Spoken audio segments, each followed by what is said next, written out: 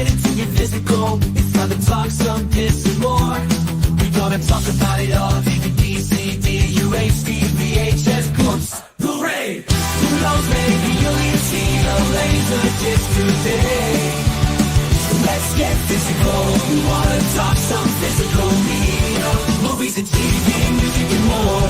Come check out what we have in store. This is a media house dream. It's time for some physical media on FanZcene. I know it was like really popular because it like won some Oscars and whatever, but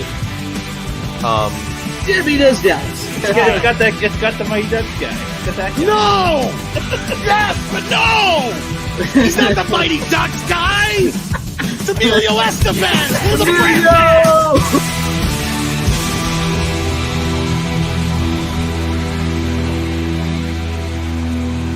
You can never have enough physical media.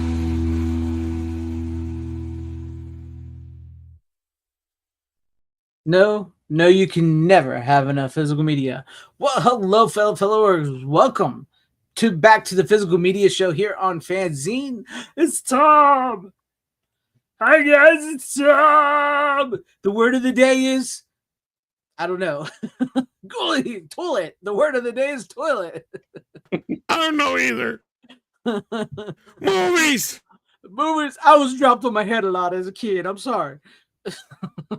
Welcome everybody to the Physical Media Show, and with me tonight as always is Tom and Deleted Scenes once again filling in for the long lost rookie.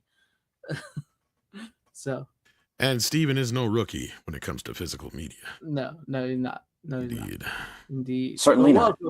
No. Welcome everybody. Lieutenant Physical Media. Lieutenant Dan, you got new legs. Magic legs, like the astronauts. It was all good until she got AIDS. Anyways. Damn you, Jenny. Jenny, one of the worst villains in movie history. Nobody picks up on it. Sort of, yeah. Leaves him with a kid. Yeah. Lucky it's his for all we know. We're just supposed to take her word for it. Talk about modern woman problems, right? Because we know Forrest ain't smart enough to go get a blood test. Right. He'll just take her fucking word for it. Be like, this is my baby. After she said it. Jenny said it was. Jenny's smart. After I did my time with let 50 guys run a train on me, it's time to settle down. She got the AIDS. Oh, that's bad. Well, she probably gave it to me. And demonetized. So I invented a condom made out of chewing gum. Yes, for all you fine people just tuning in, this is a Physical Media Show where we talk about this and more. But let's say hi to the chat real quick. We got Heather Preston. Hi, Heather Preston. Glad to have you with us. What is up, Random Brad? Glad to see you out there, too. Hell to you, Clark the Shark. Glad to have you with us. I like sharks. Sharks. Is he smart like me? I wonder where they been, where they going, who they eating. What's up, Ace Hanlon? Let's go. Yes, definitely. What's up, Tim Hayes? Hello to you. Let's see who else. What's up, Brian Barth? Hill. I may not be a smart man, but I know what the hoochie coochie is. She let me touch her boobies. I touched her boobies and I liked it. Her love pillows smelled like posies. Yes, F. I love my mama used to call them love pillows. F Best Buy, yes, and F Subway, yes. For okay, the I'm done. Yeah, we're good. You know, Rotten Tomatoes is just not. You know, their critics, they don't understand the audience at all. I want to see that. Yeah. Sorry, but go ahead. No, I was gonna say the Rotten Tomatoes critics just suck. They don't understand what audiences like anymore. I heard the Reagan movie is actually pretty good. So yeah, I've heard mostly good things. I thought about checking it out, but it's tough for me with fucking digital. Like I kind of cheated last week so I could talk about SNL movie. Mm-hmm. they're not doing a 4K version of it. But Right. yeah. Yeah. I know it's getting a Blu-ray though, right? I think Reagan's getting a Blu-ray. Oh, Reagan, I don't know about. Yeah, I assume that's just getting a standard too, probably. Just Yeah. like with, but the Saturday Night Live one makes no sense to me. I mean, I get it. Yeah, it's a comedy, but it was shot on film. And they're not Put even it going on to 4K. It'll probably get like a foreign UK 4K, like they Yeah, do most likely. sometimes. Yeah. So Or some boutique company. I mean, which is fine. I don't care, whatever. But still, Yeah. I'm not gonna get. I'm not gonna fall for like I did with Renfield and stuff and get the Blu-ray first. yeah, So. yeah. But we did have some Kino titles today get announced. Oh, well, we'll get to them. What's up, Cowbunga Dude? Hello, Corley and Rogue. I'm gonna just make sure I got everybody real quick. Hell Dragonzilla, Venom Bite, What Is Up, and Trevor Maurer. It would be the first Star Trek film that I would. Oh, yes. That might actually come up tonight. To be honest with you, Steven's deleted scenes. Talking about it. Yeah, well, that might be brought up by with one of my picks. Tyrell 72 Hell. Yes. Let's see. I think we're all caught up. Yes, we're all caught up. All right. What's the Kino titles? I think I saw some of them, but I don't remember all of them. Yeah, Orca, which has been already rumored, Yes, has an official link now. Which I don't know. I might have to check into it because it has a 5.1 mix and some special features that aren't on the import. But I don't know if I want to get suckered into that. But this is another one that Shout Factory got stolen from them by Kino. Mm-hmm. And the other one was Body Parts. Yep. So that's another one that they announced today. Otherwise, it's been pretty sparse as far as major announcements go. We got the Criterion Collection, and outside of Punch Drunk Love and Drugstore Cowboy, maybe Crossing Delancey, I think I've heard of before. Mm-hmm. I'm trying to think of what Kronos is, though, in Performance. Those two I'm not sure on. Is Performance that one? Oh, that's that one with John Leguizamo where he plays like a, trans or whatever kind of thing. No. But not Tu Wong Fu, the other one. Yeah, the one that's actually funny. Tu Wong Fu. Tu Wong Fu's funny. The non. Yeah, that's what I meant. Yeah. The Tu Wong Fu's funny. Yeah, yeah. And for those who actually care, Penguin's getting a 4K release. Mm-hmm. Willow is finally coming to 4K, and I can only imagine how bad it looks compared to the digital 4K we already have. Yeah. But if you saw the prices for that, holy snot! I'm gonna say $65.99 for the right. Steelbook. I think I'm liable to just stay with my Blu-ray for a while till it goes on sale. Right. Yeah, and that's really, I think, all there was for the new stuff. I didn't catch anything else. Did you catch anything that I didn't? Did I miss I know you said Body Parts. I saw April Fool's Day is coming to 4K from Kino. Oh yes, that one's one that they've said for a while now, though. Yeah. So maybe that's why I missed that one. But I think that's it's officially up now. Yeah, so yeah. Yeah, I think that as far as I can tell, I think that's all I remember seeing. Yeah, I'm scrolling through my X real quick just to make sure I didn't miss anything I tweeted. Yeah, out. But I don't think we did. I think just 4 minutes ago, right here, Uncle Buck is coming to 4K from Kino Lorber. We've known that one, but do they have a date finally on that one? No date yet, but it looks like it's been confirmed. Yeah, I know that's one we've been waiting for a while to get a date on. Because I know they did post that they were doing it, but yeah. So with that, I think that's pretty much the size of most of what's out there.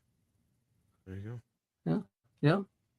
I believe that is it. Exactly. All right then. With that being said, Steven, since you're back on the show, let's go ahead and get you up first with your first pick of the night. All right. My first pick of the night is the movie my friends are downstairs watching right now while I'm doing the show. Top Gun Maverick. That's weird because I've been thinking about rewatching that movie. Me, actually, I have been too, honestly, because I was thinking about watching both of them. It is. It's one of the most rewatchable movies of the last few years. This was my favorite movie the year of its release. Simple story. Maverick has to be Maverick, and he gets on the wrong side of an admiral, but ICE saves his ass as usual. And he goes back to Top Gun to train some pilots, including Rooster, who is Goose's son, played by Miles Teller, to go out on this, basically, as Ryan George says, go out and do a Star Wars. This is the best Star Wars movie since The Empire Strikes Back. I don't care what anybody says. But it's a great movie. Like I said, Miles Teller is in it, John Hamm. Anybody who has been in love with Jennifer Connelly for the last 40 years, that's not going to change. Great movie. One of those rare times where the sequel is better than the original film. Yeah, I would. Yeah, I'm not one for modern movies, to be honest with you, and that is definitely a movie. Oh yeah, I was just gonna say it was better than the original because I pick on the original all the time. I love Tarantino's gay speech about it. I love the fact that it's nothing more than basically an exaggerated music video / advertisement for the Navy. But that being said, the first film is kind of a bunch of shit happens, but none of it happens in a way that makes it a movie. Mm-hmm. It's really strange, and I know a lot of people get really like knee jerky with me when I bring that up, but it's like, no, watch the movie again. It's like nothing is connected with anything. Like it really does. It's a very disjointed film. You got Tom Cruise getting yelled at for being a jerk. You got him and his thing with Val Kilmer. Okay. Then you got him and his buddy. Then you got him with his thing with his girlfriend. Then his buddy dies. And then there's the thing where that's completely unrelated that they got to go fight all of a sudden out of nowhere. And then he comes back and he's all of a sudden friends with Val Kilmer. Yeah. Right. Like all this shit happens in the movie for no good reason. It's just kind of there. But at least in this movie, it's a fucking movie. Like it has a story. It has a plot. It goes from A, B to C. They have to get together. They have to do this thing. They get together. They train the men. They do the thing. Boom. That's the story. You know what I mean? Like it's simple. But it's really, I know when people like, oh, but no, all this shit happens. Just shit just happens in Top Gun. Like, don't get me wrong, I love the first Top Gun, but you're not wrong. It is very much a product of like the MTV '80s era, which I love. I do. I absolutely love that. But I agree with you. I bet you take the music out of that movie, it is one of the most boring, disjointed films you've ever watched. Probably. But I agree. I love the first Top Gun, but I agree it is very much an '80s MTV. Now I want to do that as an experiment. I actually do love the patriotism in it, though. I do love the patriotism. Oh, no, yeah. It's, look, don't get me wrong. And this is one of the reasons why I've always made an argument for Iron Eagle. Iron Eagle has a story. Iron Eagle is fucking awesome. Right? Like, at least I used to say, like, everybody's like, well, Iron Eagle's like the dime store version of Top Gun. I'm like, I don't give a fuck. Right? At least it has a story you can follow. Somebody asked me, what is Top Gun about? I'm like, I don't know. I really don't. But he asked me what Iron Eagle's about. I'll tell you. It's about a kid whose dad gets kidnapped and behind enemy lines, and he has to go in and save him with his, dad's old pilot friend. That's the plot, right?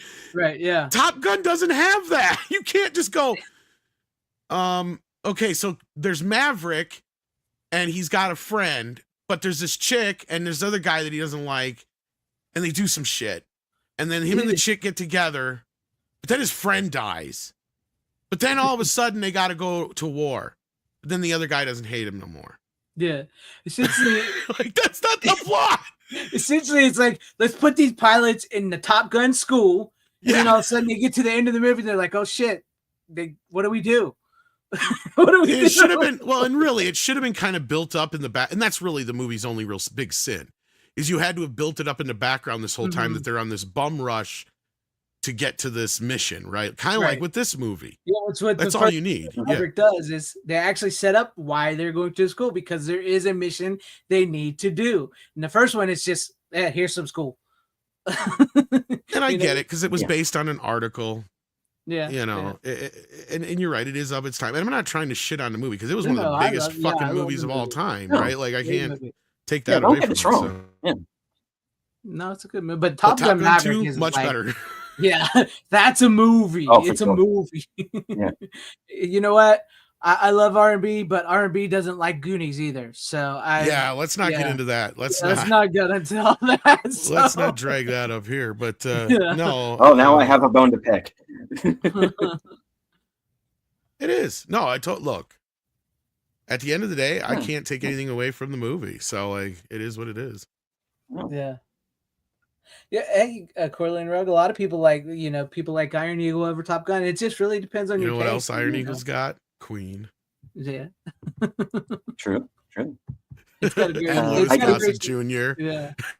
I mean, they both I got did- kick-ass soundtracks. Yes. Oh, for sure. Yeah. I did see a question in the chat from Bryant Barth saying, asking us, what did we think of Val Kilmer in Maverick? I personally was glad to see him. Even though, I mean, It was nice they found a way to utilize him. Yeah. Yeah. Yeah. I mean, it is hard seeing him in the condition that he is in now, but I'm glad that he was there. And I'm glad that Tom Cruise fought to get him into the movie. I like the hell out of that. I mean, I'm glad he was able to appear, albeit granted very briefly. And I believe that his son dubbed his voice, had to dub his voice. Oh, really? I can't tell the difference, honestly. I thought it was him. I believe it was his son that had to do or they used his son as a backup just in case. I don't know the whole story, but in any case, I mean, the fact that I thought that he was done more respect in Maverick than he was in The Snowman. If you've ever seen that movie. Yeah. And how they cut around his condition in that film. I love the fact that they brought him back, that Cruise fought to keep him in the film. Yeah, I mean, he's an essential piece of the puzzle. He needs to be there. Yeah, it really works. It is an emotional scene. It is. Maverick is a really good movie, and Brian Bard, he made us overcome Scientology controversy because he shut his mouth and just started making Mission Impossible movies. It's all. I mean, that's. He just shut his mouth and just started making a bunch of movies. Yeah, exactly. I mean, he didn't try to shove the Scientology down at the throats of the audience. He respects the audience. He makes the best movie that he can. And the one thing that always sticks in my mind, and the reason why to this day I continue to stick up for Tom Cruise, was something that I heard him say in an interview one time about 20 years ago. And he said that people expect a certain quality of film from me. And if I don't give them that, they're going to let me know it. And that made me realize, okay, this guy is listening to us. He is one of the ones who is listening to what we have to say. So he knows, that we, not only do you have to make the best movie that you can, you also have to respect the fans while you're doing it. And he does that. So he gets my vote. Well, I'll be honest with you, I'm not a huge Tom Cruise fan. I haven't been, he's never one of my favorites. But I can't deny the man knows what to do. Man knows what to do. So, yeah. But at least he knows how to just like give the audience something that they want. But with that being said, you have any final words on Maverick before we move to Tom? No, I said my piece. It's a great movie. Good pick. All right, Tom, if you're It ready. Oh, yeah, sure. No. All right. Well, I finally watched a classic that I had never seen before, and by God, I'm glad I finally did, and I can't wait to check out the sequel this next week. Ooh, what is so it? Tune in to see what I think about that. But it's one of Burt Reynolds' first big blockbuster hits, where he plays Gator McCluskey in White Lightning. White Kino Lightning. Lorber and MGM, of course. I can't believe I've never seen this movie before, and it's basically like a serious version of Smokey and the Bandit in a way. Oh yeah. But it has a great story on top of it all. I mean, it's it's kind of like it's such a Burt Reynolds movie on top. You know what I mean? Like, Yeah. there's just so many elements about it that are like, God, how did I never see this Burt Reynolds film before? I mean, always been aware of it, but it's just kind of always been in my kind of periphery. But basically, you got Ned Beatty in it as well, Bo Hopkins, great cast, Jennifer Billingsley. But Burt plays the famous Gator McCluskey, who is, of course, a runner of moonshine. And he's in prison in the beginning of the film for doing so, getting busted. And he's in there technically over federal crimes because, as we come to find out, the way these guys keep catching these guys, like with Capone, is for tax evasion.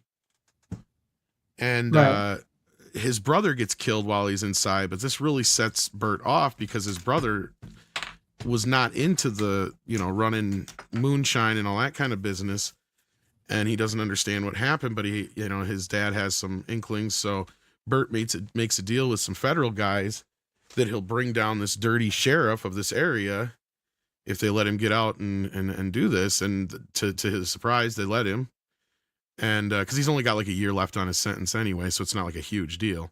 But he gets out and of course he's trying to basically, all he's got to do is basically get proof and dirt on this cop played by Ned Beatty. And it's a great film. And of course, Ned Beatty's the guy who killed his brother, which is the what everybody suspects anyway.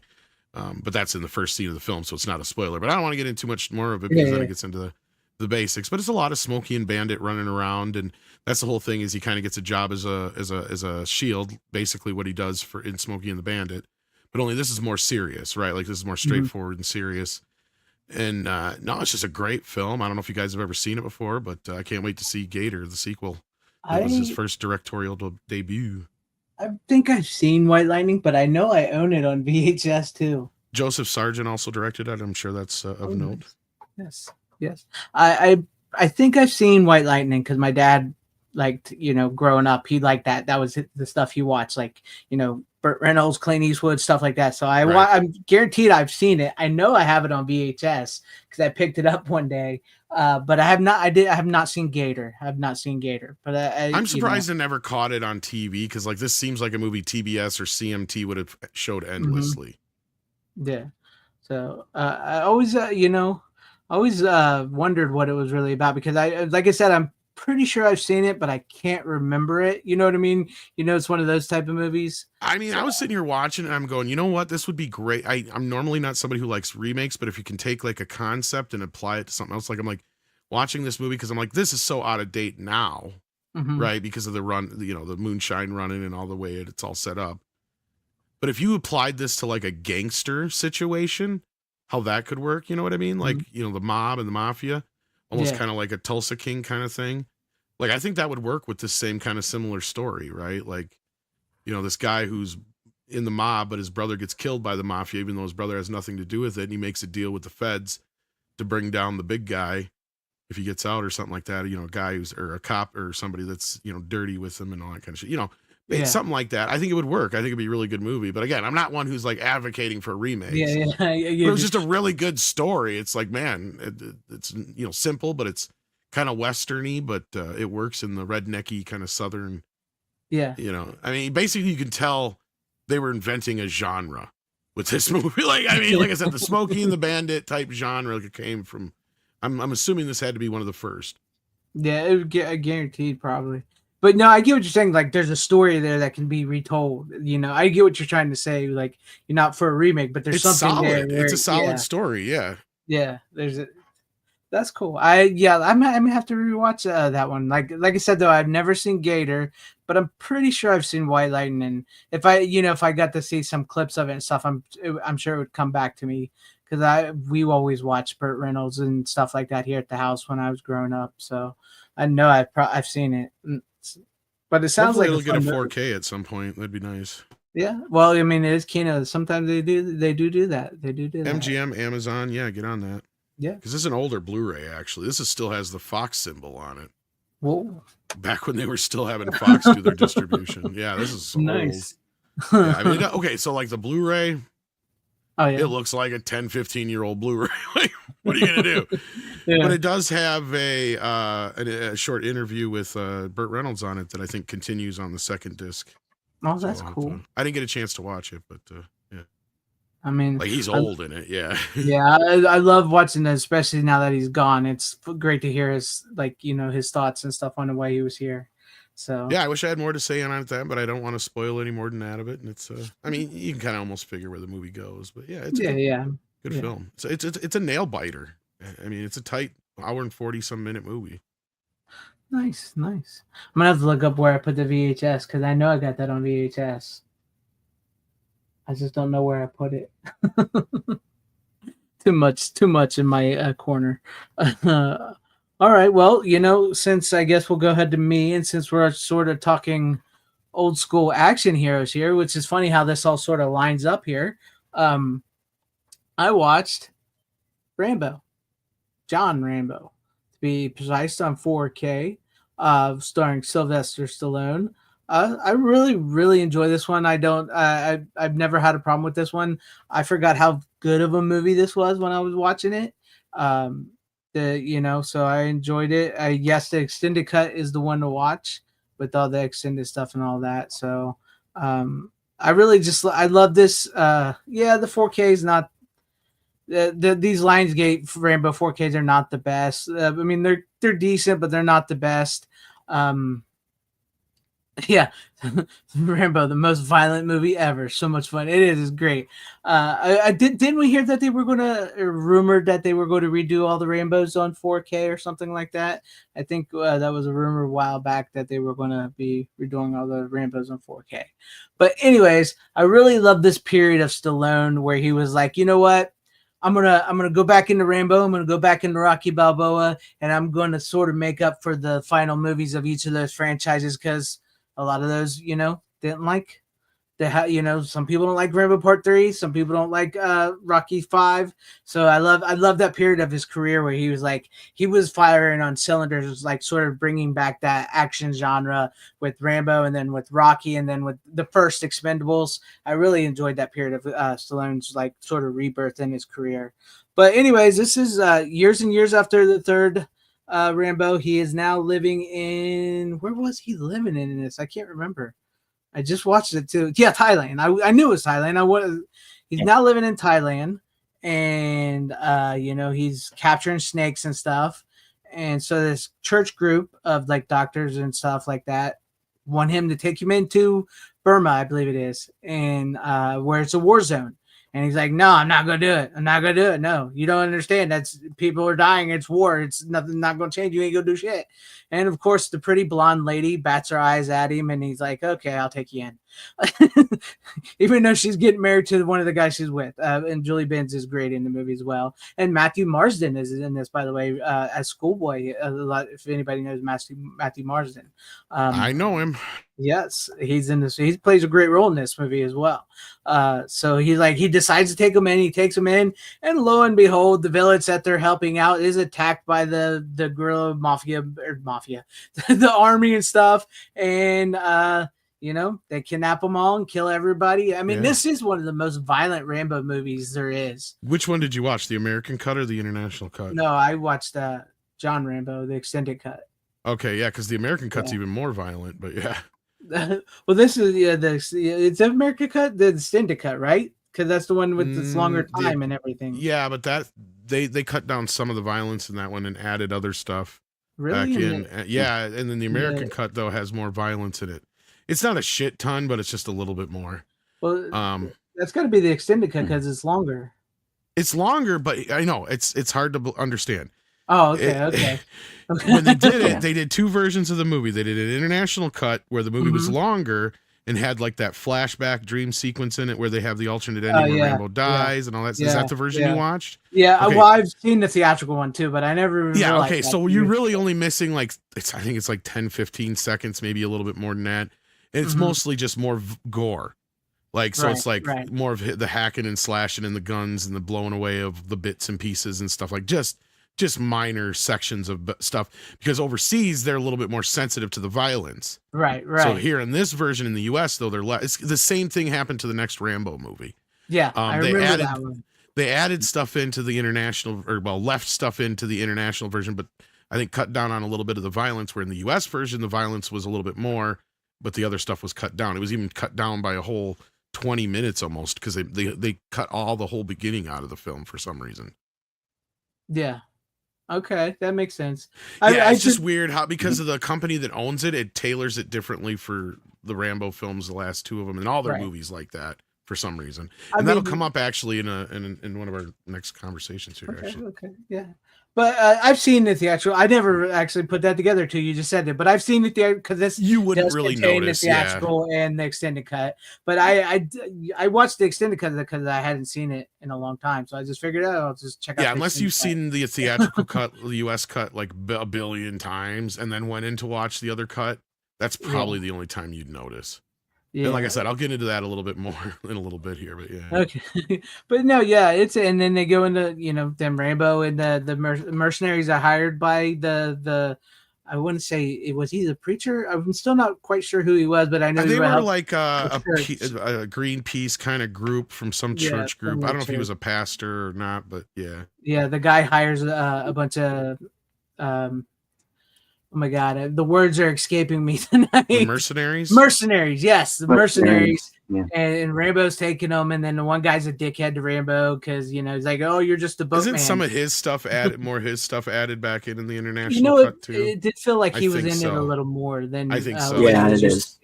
Yeah. Because in the other cut, he just comes in, talks to him, and then it's like boom, boom, boom, and then Rambo leaves. In this cut, I think there's a little bit more. Yeah, I think there's a little. I noticed I felt like there was a little more of him that I didn't remember. So I haven't really watched the extended cut a whole lot. Yeah, it's been a while since, or missionaries. That's the word maybe you were looking for too. Otherwise, the church people were missionaries, but then they hired they hired the mercenaries to get them in. That's where Matthew Schoolboy was one of them, and yeah. And so they go in. Rambo kicks ass and violently kicks ass, because this is one of the most bloodiest violent Rambos I really think there is. But no, it's such a good movie. I do like the last one, but this one really feels like it was a capper. You know what I mean? This one felt like a good conclusion to the story that was started in the first movie. To even like when it's definitely the best of the films besides the first one. It's on par with the first one. Definitely, because like even like when it ends with him walking back to his house, he's in his full like outfit from the first movie almost, and he's going back to America. It's really great movie. It's just one of those, like, I forgot how relentless it was once the action picks up, because it don't stop. Once it starts, it don't stop. It's just like full speed ahead, and it's like, this is when you're like testosterone man machismo type movie. This is what you're talking about. And honestly, I really wish we would start getting more movies like this again. I really do, because I really think movies like this and comedies really are being underdeveloped right now, and that's for a whole other set of reasons. So we'll get that we don't need to get into. But yeah, it's great. It's a great movie. I just had a hankering to watch that one for some reason, because I had not seen it in so many years. And so yeah, there you guys have it. There's Piggy. Since we talked Maverick and then Burt Reynolds and Stallone, I figured that all sort of flowed together as like these classic action heroes and stuff. So yeah, but there you go. So you got. Let's see, who do we want to go to now? Because I know Tom's got a little more than us. Well, if Tom wants to go ahead and take a turn. Yeah, Tom, you want to do yours again, and then we'll go to Steven, and we'll figure it out from there. If you're ready. If not, we can go to Steven. Yeah, I can do one. Yeah. Let's do kind of along, I guess the same lines-ish, because we're in the action realm. I watched Joe Kidd. Surprisingly, I'd never seen it before. I don't think I have anyway. But I have both versions here. I've got the imported, which would be the exact same of whatever Universal version, and the Kino version. And they both appear to come from the same scan, but one's in AVC and one's in VC1. And I gotta say, I gotta give the slight edge to the Kino one, also probably because it's a newer version. They were able to have a little bit better compression on it. But you also get audio commentary and an interview and some other stuff on here that you don't get on here. This is just a straight movie, and that's it. But the movie itself is a bit complicated. It's a story by Elmore Leonard, and as far as I can tell, it's not based on any of his books. It's just an original story he wrote, and it's loosely based on an actual event that happened in the 60s, but he transported it back into the Old West time. Yeah. And it's kind of complicated to explain without getting into too much of it. Mm-hmm. But basically, I almost called him Burt Reynolds. The Clint Eastwood character, Joe Kidd, is actually about to go on trial when all of a sudden this group of Mexicans come in and take the whole court hostage over a land dispute, I guess, or a treaty dispute of sorts. And then it turns around and they want to use Clint to go after the guy because he's one of the best gunmen, of course. And from there, it's kind of like this. It's one of those movies that you really kind of probably one of the first times I imagine you had a very complicated villain of sorts, because John Saxon as the villain, as the Mexican leader guy, he's a bit more complicated than a lot of, and you kind of by the end of the film, Clint is kind of changing sides. Right. So like, and I could tell by going through some of the reviews at the time, like Roger Ebert hated it and a few other mainstream guys hated it. And they were bitching because they were expecting the standard hero type film. Yeah. And they feel like it was very muddy. And it's like, no, I think there was a reason for that. It's because there was this very hippie kind of fuck the man kind of element to the movie that, I think it's not to give too much away from it, that I think that's where it was coming from. But no, it was kind of an interesting film, and I'm kind of curious to hear what other people think about it. It came out in 1972, so it was right at that time following, the hippie movement and in the middle of the Vietnam War, and a lot of anti-government stuff happening at that time. So yeah, I can see where the influence was on the film. Yeah, well, I know I can't remember where it could have been on some interviews on that the one Clint Eastwood movie where he comes back from the dead is like Clint Eastwood liked to do those type of westerns where it wasn't a straightforward heroes type journey. He didn't like that. He wanted it to be a little more complicated and stuff like that, which is why John Wayne himself didn't like a lot of Clint Eastwood stuff and wouldn't do movies with him. When they had a chance, because he didn't like because he didn't feel like Clint Eastwood was being a hero. His characters like to live in gray. He liked to live in the gray area of the world, not so much the black and white area of the world. So I have seen Joe Kidd, but this has been a while because like I said, these are the movies I grew up watching with my dad. So I have seen Joe Kidd, but it's been a while. So, but no, I totally get where you're coming from on that. Clint's character was arrested for urinating over the courthouse. Okay. Yeah. No, Joe, but that's a good pick. That's a good pick for Joe Kidd there for that one.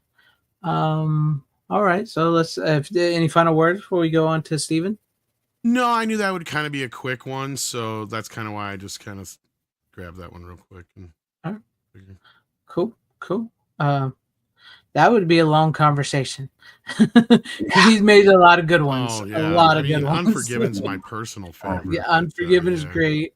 I love the one that I just mentioned where he comes back from the dead. I love Hang 'em. Pale Rider or whatever. Yeah. Pale Rider. Is it Hang 'em High? Is that what it is? That one's a pretty good one too. Where they hang him and they think he's. And that one I think is a remake of Hang 'em High. Is that a remake of what is it? Yojimbo or? Yeah, it's a remake. One of those. Fistful of Dollars was the remake. Oh, that one was okay. Yeah, but I swear Hang 'em High was also a remake of some Kurosawa film too. But somebody correct me if I'm misremembering. Might have been. But I do like that one because I love the fact Outlaw Chasey Wales is a big favorite of mine. Yeah, that's a great one. And in Pale Rider, that was a big influence on like The Crow. We've talked about that before. Yep, yeah. big influence. And the Wraith is a remake of that movie. The director says so on the special features on the Blu-ray. He's like, basically, it's a remake of that movie. But no, yeah, like I said, I do like the one with Hang 'em High where they hang him for stealing a horse that he didn't steal, and he becomes a bounty hunter and he just gets them all and he hangs them all. It don't matter who they are, he hangs them all. So I do love that one. But let's go ahead and go to you, Deleted Scenes. What do you got for us? All right. Well, let's stick to the Western genre. And this will also cover my esoteric movie of the week. And this is a movie called 7 Men From Now with Randolph Scott and Lee Marvin. And Randolph Scott is a town sheriff. There is a heist led by 7 men, one of whom is Lee Marvin. It kind of goes sideways. The outlaws get the money, but during the course of this, there's a shootout, and civilians are caught in the crossfire. And Randolph Scott's wife is one of them. So he quits as a lawman and decides to go out and take revenge by taking these guys out one by one. And when we first meet him in the movie, he has already killed one of them, and he's tracked down 2 others. And he has this whole kind of opening, kind of very Tarantino-esque kind of dialogue scene with these guys, where you kind of, they're not just quite talking about I'm going to kill you, but he's kind of around the edges of it. And one of the guys, little interesting side bit, one of the 2 outlaws that he kills at the beginning of the film is John Bernardino. If you don't know who he is, he was on General Hospital for like 50 years. What was the name of this movie? I catch it. I didn't catch it. I'm sorry. 7 Men From Now. 7 Men From Now. Okay. I just want to say for a moment, I am so proud of us. Men are so back. In this show already, we've had Lee Marvin, Sylvester Stallone, Clint Eastwood, and Burt Reynolds. Right? Suck it. Yeah. This is what I'm saying, man. We need more manly movies like this. Anyway, continue, Steven. I did not mean to disrupt you like that. No, that's great. Exactly. Point that out, please. So some other familiar faces in this as well. There is a kind of eventually Randolph Scott meets this wagon train and finds out that Lee Marvin's character is hiding out on this wagon train. And of course, the wagon train is attacked, and these enemies must now kind of Precinct 13 style team up, deal with this third party problem. They kind of have, as they say in the remake of Precinct 13, our shit's on pause, because now we have this kind of mutual enemy that we have to deal with and protect these people. And I don't want to say anything more about it than that. But it moves along. It's like 84 minutes. It moves at a pretty good clip. Wastes no time.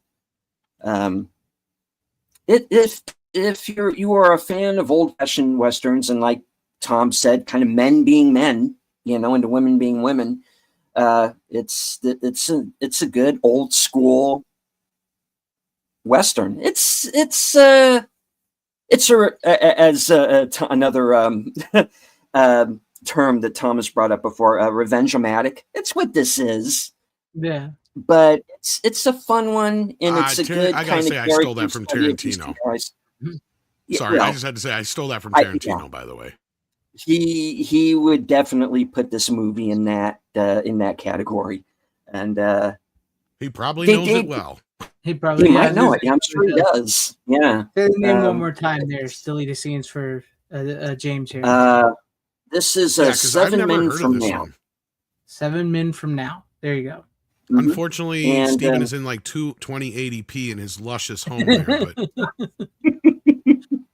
yeah, I kind of had to. I have a bit of a shit background behind me in real life, so I kind of. 280p, I meant.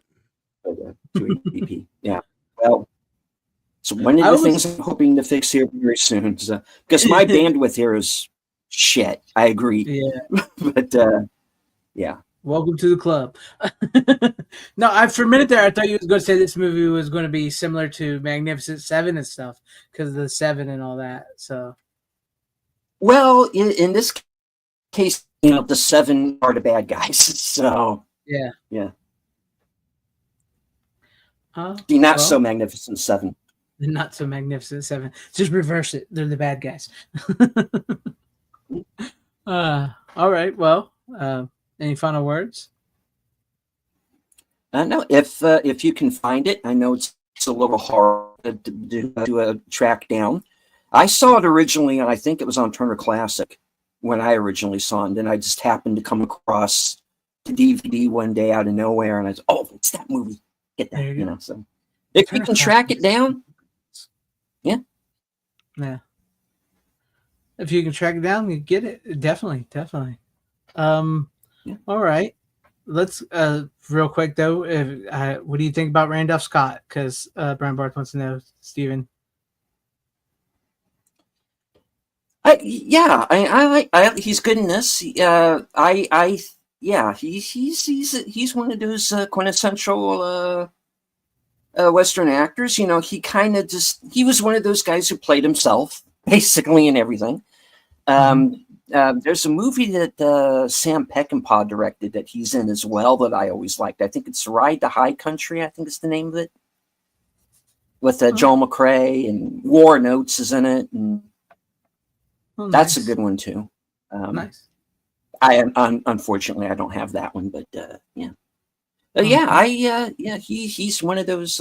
He's kind of like one of those Western actors. He had very much kind of plays pretty much the same character in everything he's in, but you dig it because he's just one of those guys like Clint Eastwood, like John Wayne, and you kind of know what you're going to get with him. There you go. All right. That sounds cool.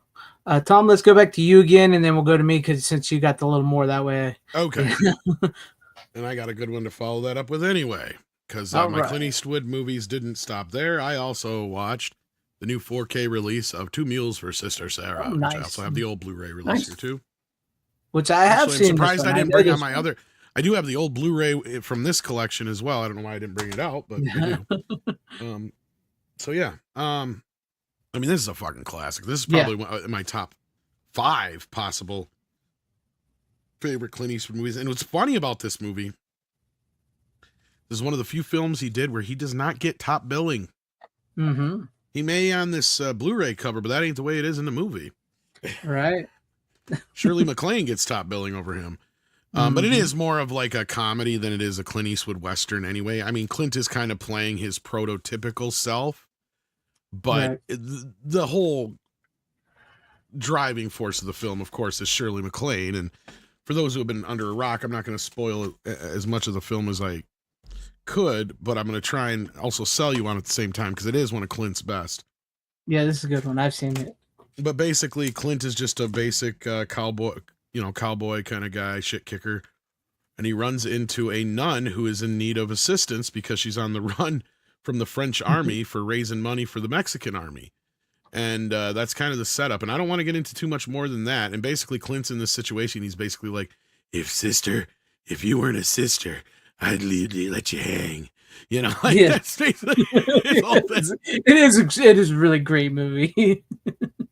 It's funny. It's great. It's funny. Plus, it's got some great action and, nice, great Ennio Morricone score. Probably one of his best. Definitely top 5 Ennio scores for sure. Even this is one Tarantino's borrowed from a few times, especially for Django. But yeah, no, one of my favorites of his, and this one's got quite a few special features on it. So check it out.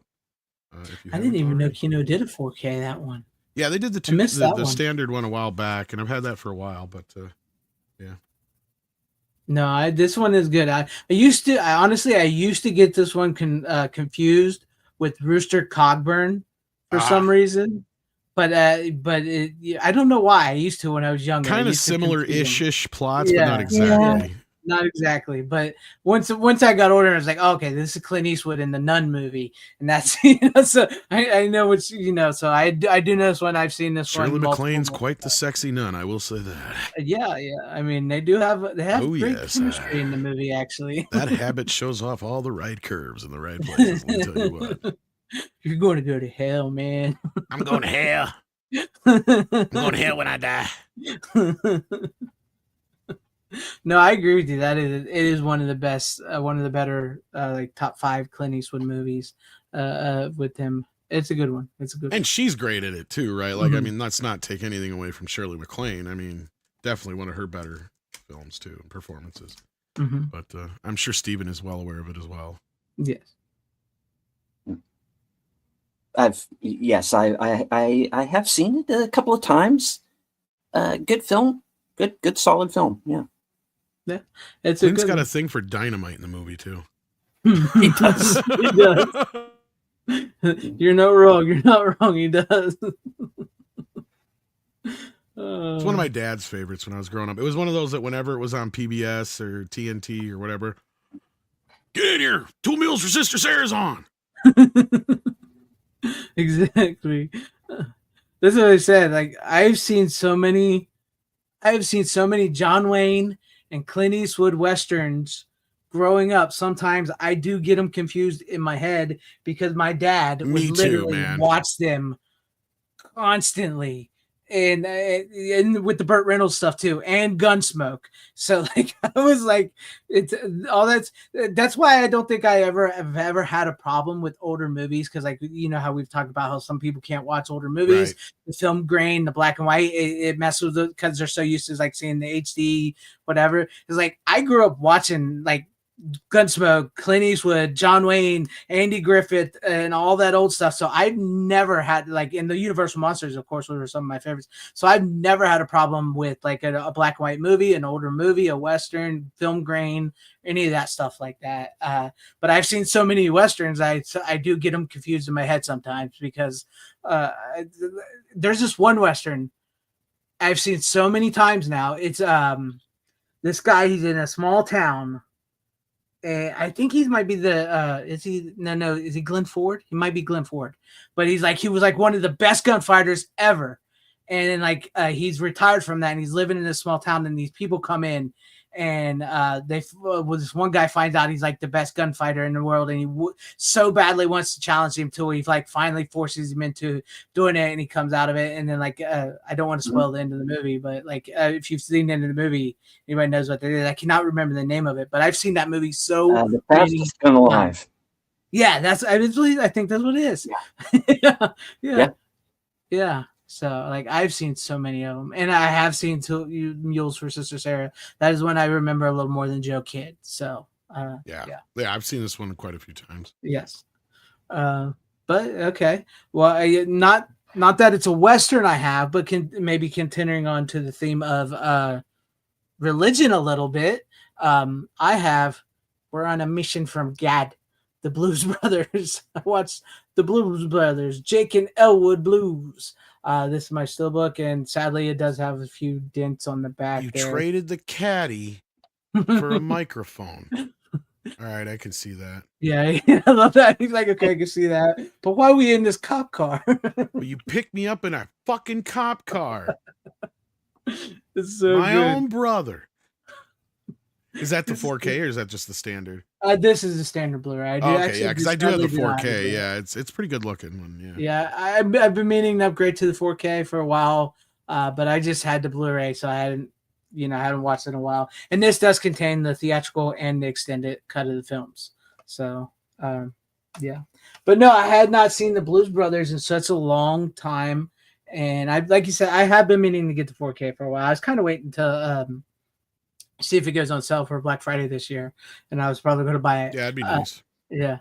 But it's so great. Dan Aykroyd and John Belushi is great. Carrie Fisher is trying to kill John Belushi. The whole movie is great. The music is incredible. It's still just the songs, man. It's just like Ray Charles and the when he plays the piano, and then Aretha Franklin is so good. James Brown as the preacher it's amazing. It's just like it's like the movie is amazing. It makes you smile. And like I have always loved the car crashes. Like I want to know how many freaking police car they went through just to crash and pile up on top of each other. I've always wondered how much that cost them really to do all that. But yes, John Belushi's character of Jake gets out of prison in the beginning of the movie. For anybody who's never seen it, Dan Aykroyd is his brother, Elwood Blues, picks him up in the cop car and everything because he got it at an auction. I do love that scene. He's like, when he jumps over the bridge just to prove how good the car is, he's like, yeah, okay. And so like he picks him up, he gets out of prison, and they go to because they were from an orphanage. They go visit the nun that raised them. The orphanage is going to be shut down by the diocese, and they need $5,000. They were going to steal the money for him, but she wouldn't take the money. And so they talked to the what is his name? He sings Minnie the Moocher at the end. That is so great. Minnie the Moocher. Howdy, howdy, howdy. Oh, love that. I can't remember his name in the movie, but they talk to him and he tells them to go see this. They go to the James Brown Baptist Church. They have a vision from God, and they go to get the band back together because they're on a mission from God. Put the band together, play a gig, earn the money for the orphanage. That's the movie. If you've never seen it, it's an incredible movie. It's so fun. It makes you smile. The music, like I said, is incredible. The performances between, Jim Belushi. It's not Jim Belushi or James Belushi. It's, oh my God, my mind. What is wrong with me? Help me out, guys. What's his name? John Belushi. John Belushi. Thank you.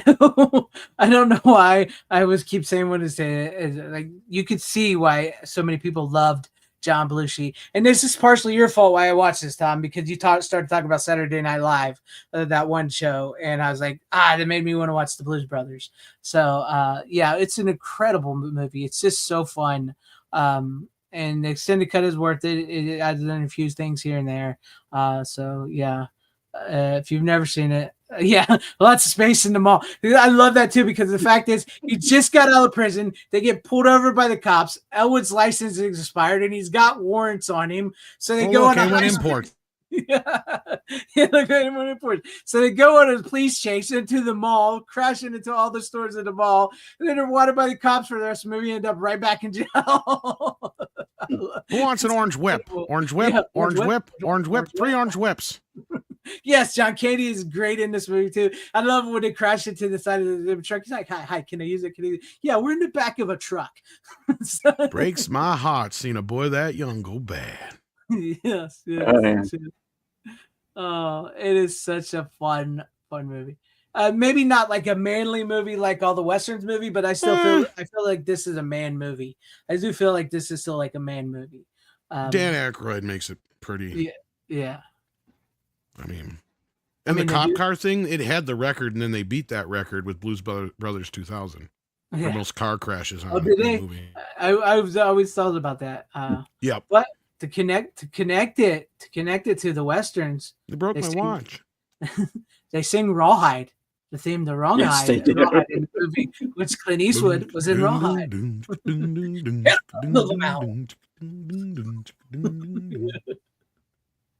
Rawhide. It's such a fun movie. Stand by your man. Yeah, I love it. And then everybody in the bar starts crying, and then that one dude's just drinking beer. We're the good old Blues Brothers Boys Band. Yeah, the good old Blues Brothers Boys Band. What kind of music do you guys play here? We got both kinds, country and western. Then they're like, I was going to pay you $200, but you guys drink $300 worth of beer, so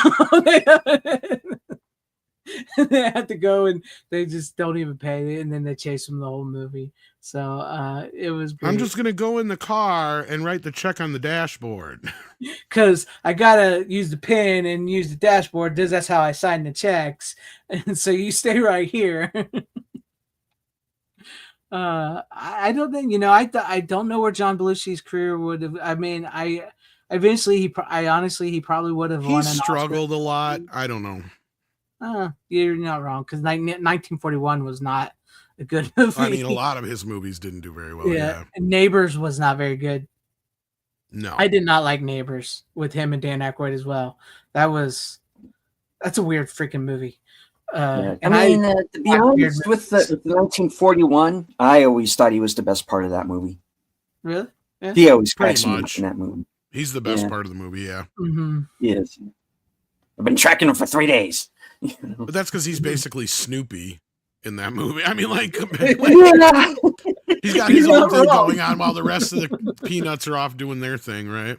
Yeah. Yeah. It makes him want to watch Coneheads for some He's reason. on the level, sir. Bam. The guy go, okay, we'll go find out if he's on the level. And the guy kicks him in the shin. He's like, son of a bitch. He's on the level. I mean, I think maybe he would have. Yeah, you're probably right. He probably would have struggled. I think he would have maybe had that one movie after a while where he like, oh, John Belushi's back. You know, I think he kind of would have maybe had a little bit of a resurgence.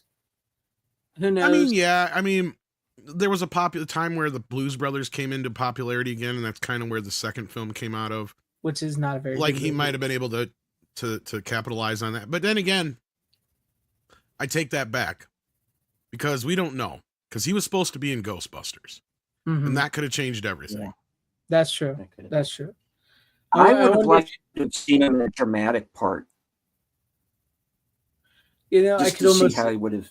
If it was a decent script with a good director, I would have liked to have seen where he would have gone. I'm sure he would have done a good dramatic movie. Definitely, I could almost have seen him doing TV sitcoms with his brother. I really could. You never know. He might have done that for a little bit. Yeah, was up for James Woods' role in Once Upon a Time in America. I mean, Huh. he probably would have went. I was going to say a little bit more closer to the Bill Murray road. There's probably a few of Bill Murray's films he probably would have done. Yeah, I could. Yeah, probably right. Was he alive when Caddyshack? Yeah, he was alive when Caddyshack was made, wasn't he? Yeah, but Yeah. that was Bill Murray. And again, Yeah, they Bill changed Murray. Venkman when Bill Murray got involved. Mm-hmm. So, I mean, the original version was closer to what Belushi was. And, you know, you had Eddie Murphy also in that mix, too. So, I mean, it would have been a bit different film, but I still think it would have been just as popular. No, Just yeah, in a- yeah. Yeah, it just would have been a different trajectory for those two guys instead of, you know, where they went. But, yeah. But no, I had to watch the Blues Brothers. It was fun. Like I said, once you started talking about Saturday Night Live that one night, and I thought about that, and I was like, yeah, I hadn't watched that in a while. But yeah, there you guys have it. If you've not seen a Blues Brother, and how often? Because this is a question Clark Stark said he wanted to ask us. How often do you guys rewatch a film with so many movies available, coming out, and always being thrown at you? How often do you choose to do rewatches, or is it few and far between? That's a good question. It is. A lot of my rewatching now is dictated on more what comes out. And that's just more of a habit for what I'm in, and like we try to talk about more of the newer stuff that comes out, but I'm also trying to play catch up at the same time, so it's a little combination of both. And you'll kind of see that throughout my picks every week, right? So Yeah. I will, to be honest with you, with when I rewatch films, I typically tend to rewatch a lot of films around this time of year. From and October the holidays play a lot into it. Yeah, you're right. Or the season. Yeah. from October to December, and it's not necessarily all Halloween movies or Christmas movies and stuff like that. It's just I slow down a little bit around this time in buying newer stuff because I have to buy for the family, right? So it's Christmas and all that and things to do. So I slow down a bit of buying stuff. So I tend to do a lot of rewatches of movies around October to December. And that's typically like when I get into things. But for the most part, that much like Tom, if I something with so much new coming out when I get it, I typically watch my new stuff first. And then I do have movies that I haven't gotten to yet that I just haven't. Sometimes I'm just not in the mood, and sometimes I'm overworked. Sometimes I'm tired, so it's not, just all depends on what I'm in the mood for. And but I really do like this is typically my rewatch period of the years. Sometimes I rewatch movies and I don't bring them on here because I brought them on here not too long ago. So that's what about you, Stephen? How do you do your rewatches? But you're not on here as much as us, so. Well, with me, I don't rewatch a lot of the more recent films. I think, like I said earlier, Top Gun Maverick was had the big rewatchability factor for me. I find myself rewatching movies from when I was a teenager in my 20s. Predator's a movie I've rewatched a number of times. Die Hard, I've seen that dozens of times. One thing, because I am often in a bit of a time crunch too, is I go back and I watch a lot of like 90-minute sort of movies, which is why I want them to bring 90-minute one-off movies back. So I can watch something like I said earlier, Precinct 13, Assault on Precinct 13, John Carpenter's version, solid 90 minutes on the dot. I never get tired of that film. And the Disney kid gets killed first. It's amazing. Kim Richards, we hardly knew you. Michael Myers couldn't kill you, but Frank Doubleday sure did. Anyway, may he rest in peace. So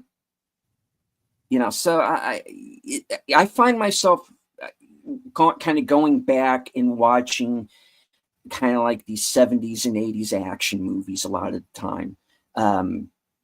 There is the odd comedy in there. Spaceballs is one I'll go back and rewatch. Love Spaceballs. There's another one. Yeah, Spaceballs is one that I used to rewatch a lot. Just saw it the other day, in fact. It still holds up, and it's better than most of the Star Wars movies. My helmet. Helmet. They've gone to plaid. So yeah, that's how I do it. Mostly it's what do I have time for? I find myself, like I said, going back to these 30 and 40-year-old movies, because I think that's when movies were at their best. They looked the best. Yeah. They sounded the best. They felt like actual movies. One of the main problems these days is these new movies that come out just do not have the rewatchability factor to them. But the movies, movies that came out in the 70s and 80s, and a couple into the 90s as well that did. So I go back to that time period, and like I said, sometimes I got to pick like a 90-hour, 40-minute movie because that's all the time I have. And if I do any of my rewatching at all, I usually do it around dinner time, 5:30, 6 o'clock to like 8, and that's usually the time that I have to sit down and watch something. So, that's how I do it. It's with me, it's this kind of a matter of now of how much time do I have, and I will go back and watch a movie that I know is reliable. Also, if I fall asleep in the middle of it, I wake up and I know where we are. It's happened sometimes. Yeah, honestly, if it wasn't for like this show and other things like that, I would watch. There's a lot of movies and stuff I'd probably rewatch more. Me too. And I know this. Honestly, this is a conundrum because we did start this show to show off our physical media, but then we got into the point now where. And also when we say new stuff, sometimes it's not necessarily a new movie. It's just an older movie that we love has got a new Blu-ray or a new 4K. So we, but we've got into this show now where it's like we don't want to repeat ourselves so much. So it does cut into a little bit of our rewatches. I feel that. So there would be probably movies I would have watched more than once by now, but I don't want to constantly keep bringing them up over and over. Yeah. And we could just rewatch them on our own, but then you're like, well, then I don't have anything for the show. Exactly. And sometimes I have rewatched a few movies and I'll be like, okay, what am I going to do now for the show? So I'd scramble to watch other movies in between, trying to fit it in the best I can. But find a new way to bring it on. Yeah. But let's go. And by the way, speaking of like 90 minutes, Blues Brothers is over like 2 hours long almost. So it's a rare comedy, but I was just really into it the night I watched it. So I had fun. Well, and that's because Dan Aykroyd does not know how to write like a script. He does. knows ideas. He's got a lot of ideas.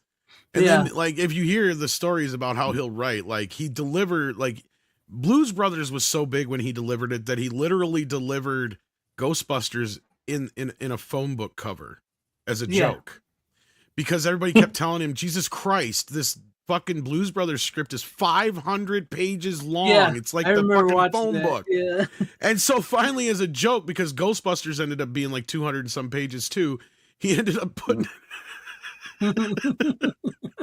So it's not like he's not aware of this shit, because he is like autistic, right? Like that's the thing, is now we find out later in life that he is, and it shows. But he's also like got a really great sense of humor about himself and about the things he does and what he's into, and he's in on his own joke.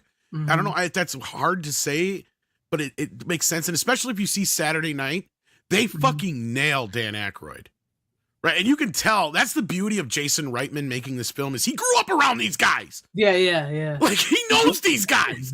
Like, you know what I mean? Like, and Dan Aykroyd's got this great fucking scene in the movie, and it is such a Dan Aykroyd scene, because they're doing the prep because in the first episode of SNL, they do a commercial skit where John Belushi and I think Gilda Radner are sitting on the couch, and all of a sudden Garrett Morris and Dan Aykroyd bust in, and they're like, this is this is a hostage situation, blah blah blah blah blah. If this was real criminals, you'd be in trouble right now. But I'm actually so and so's from Home Protection and blah blah blah blah blah.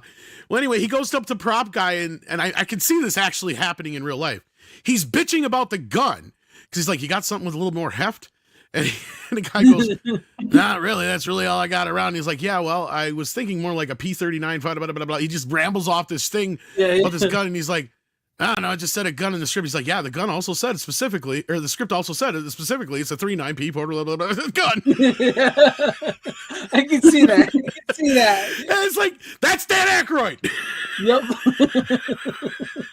And the guy that got playing him just nails the voice and the mannerisms. Yeah. So it's just like, He's have a you good seen it, actor. Steven?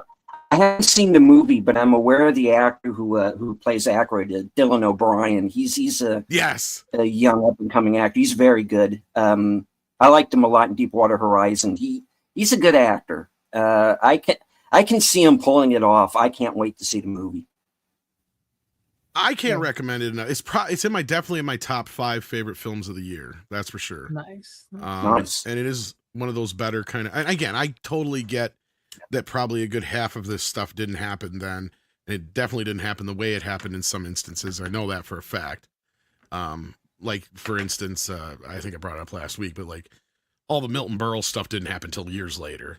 Right. Like it happened when he was on the show, not just happenstance the first night.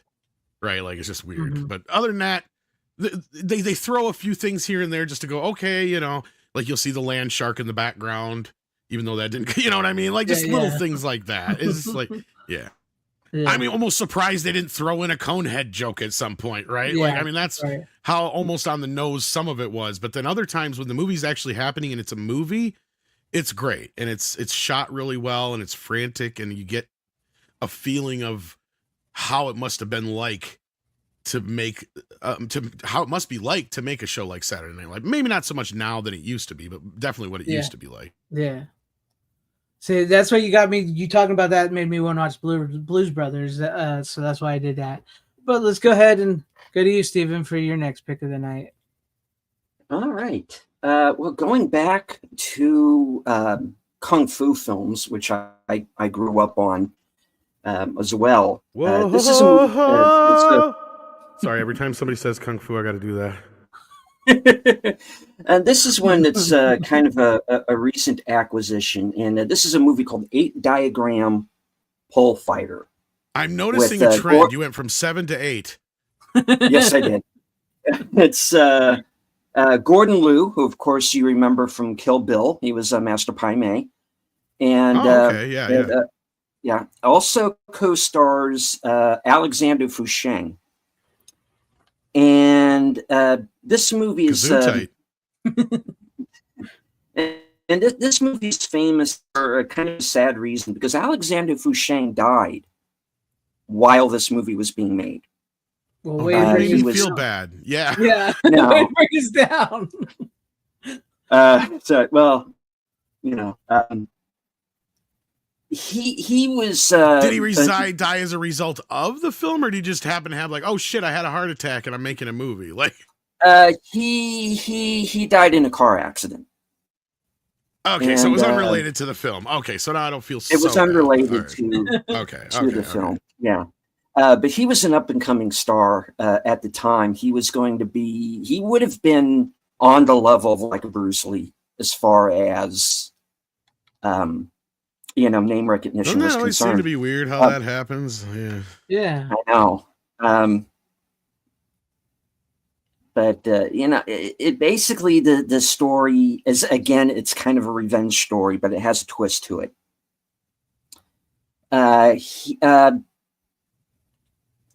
Gordon Liu, Alexander Fusheng, they're brothers.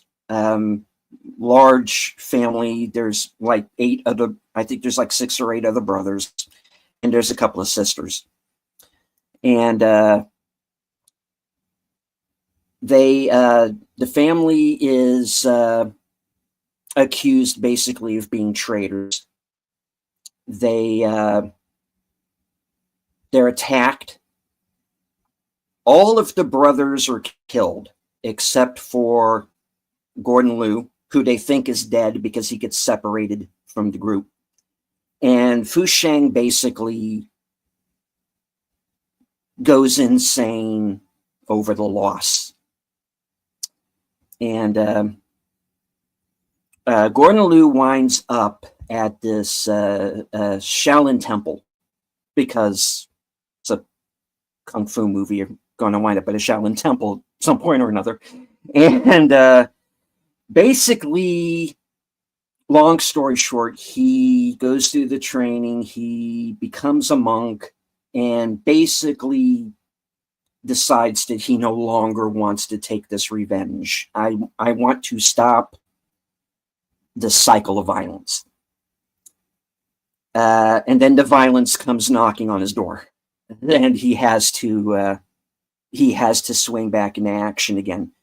And the idea is they had to retool the film because the whole idea was that it was supposed to be he goes back home, Fusheng snaps out of it, and they go off to kick ass at the end.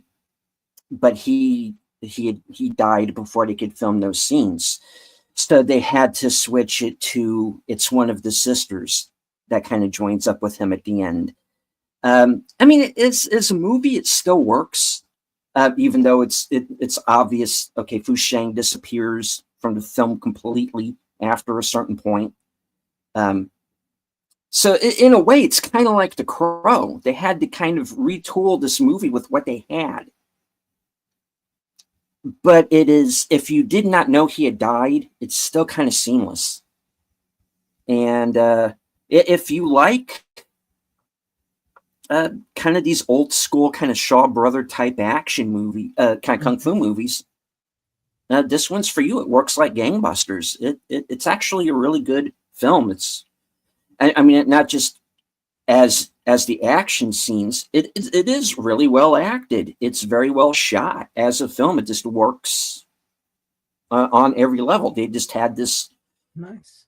this tragedy happen in the middle of it. And it's really too bad because once you had that resurgence of Asian cinema, or at least, when America became aware of Asian cinema, I would have liked to have seen where Alexander Fusheng would have gone with his career if he had lived. It is kind of like, where would Bruce Lee have gone? Where would John Belushi have gone, as we were discussing? Yeah. And, it's this real shame. It's this guy, he died so young and in this kind of really freak accident that, I mean, the guy wasn't like murdered or anything. It was just this shitty accident and he died, it's a real loss. I was a big fan of his when I was a kid. I did not realize when I was watching his movies as a kid he was already dead by the time I saw a lot of those movies, and I didn't know that. So that was kind of a shock to the system, because I was like, years later, like I said, when this resurgence began, where is Alexander Fouchang? He should be here for this. He was dead. So it's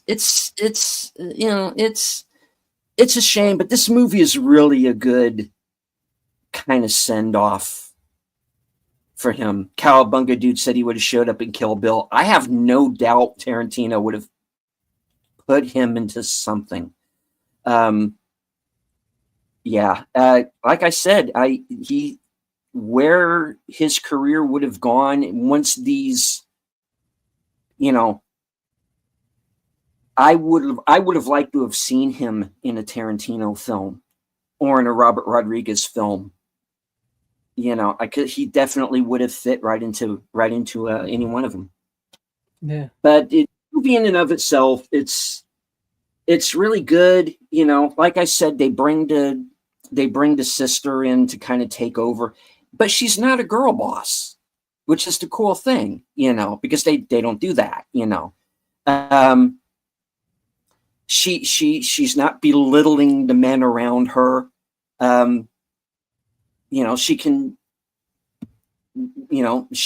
hold up her hands for herself, and and she kind of gets her butt kicked a little bit too through quite a bit of it, but it's almost like a Rocky. She has to kind of come back. Oh, nice. But it's an interesting film. This is the I think it's the Arrow release, right? Yeah, this is the let me open this up here. This is the Arrow release Blu-ray. Plenty of special features. I haven't gone through them all yet. They have the I know you probably can't see this very well, but it's got the reversible. Let me move the disc. It's got the reversible. It's completely. There you go. Yeah, and there's a booklet that goes with it, and there's Fouchang on the back, and it's a good film. It's a pretty good release. It looks great. Nice. So I would check it out. 8 diagram pole fighter. All right. 8 diagram pole fighter. Yep. Better than being a pole dancer. Sounds good. There you go. I'll be here all week. Make sure you tip your waitress.